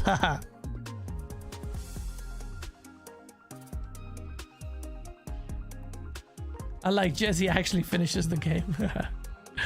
Deep. Yeah, he goes through. Sometimes he'll 100% them. He still has that gamer score guy in him to chase that. He likes the 1000, the completionist. It's a nice subset of gamers who do that in a way. for me, it's very different. Like, very rarely will I go, oh, I want to get all the achievements for that game. I did that for Infamous Second Son because I wanted to explore everything about this game when the people were hyping it up. I wanted the good guy and the bad guy, did all the missions and everything. And so when I went back to my review, I'm like, 6 out of 10. This is not all that. What the hell are you guys talking about? I got people pissed. It's because you're an Xbot. I'm like, explain it. Explain it to me. It was it was a fun game, but people compare it to GTA 5. I'm like, the open world. I mean, technically. Stupid. So stupid, man. But yeah, I don't 100% complete games. Unless I like them. Resogun. Another PlayStation game. My first platinum. Great game. Platinum that. And others, like, very rarely. People chase that. That's another gamification added. Thanks to Xbox. They innovated there. Where will the innovation stop in the hardware space? Well, they actually innovate. Well, they're not. They're building a PC, but the way it's melding console and PC is going to be interesting. It's a future-proof move, man. I'll be honest with you. That's interesting. I game on PC, but this new graphics DLS 4.5 just. But this new graphics DLS 4.5 just want to play it like the old days. You don't want tools like that, bruh. What's your what build is yours? What graphics card do you have?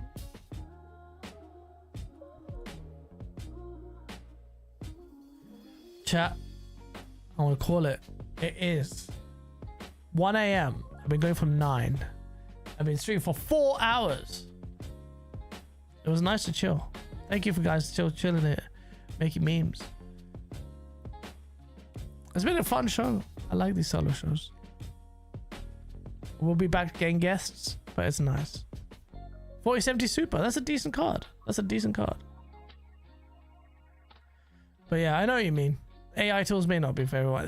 There is an element of there's a lot of artifacting. Is it a problem? But for me, the net positive I know is for the net positive with path traced games like that. They look massively different. How are you gonna say no to that? But then there again, there'll be instances where I'm sure even those, you know, with DLSS 4.5 with frame gen, you'll get some jank. The tech's not perfect. There's a reason why people are pessimistic about it. The only problem is console guys will hyper exaggerate it because it suits their narrative. For now, when the next console or the next consoles rely on AI tools like frame gen and stuff like that, they'll be like all over it. It's a temporary thing that they're sticking their flag in. It will come to bite them in the egg in the face. I assume. What's the alternative? What are you gonna do? You're gonna brute force it through? What, path tracing? With the specs of your console? Really? Good luck.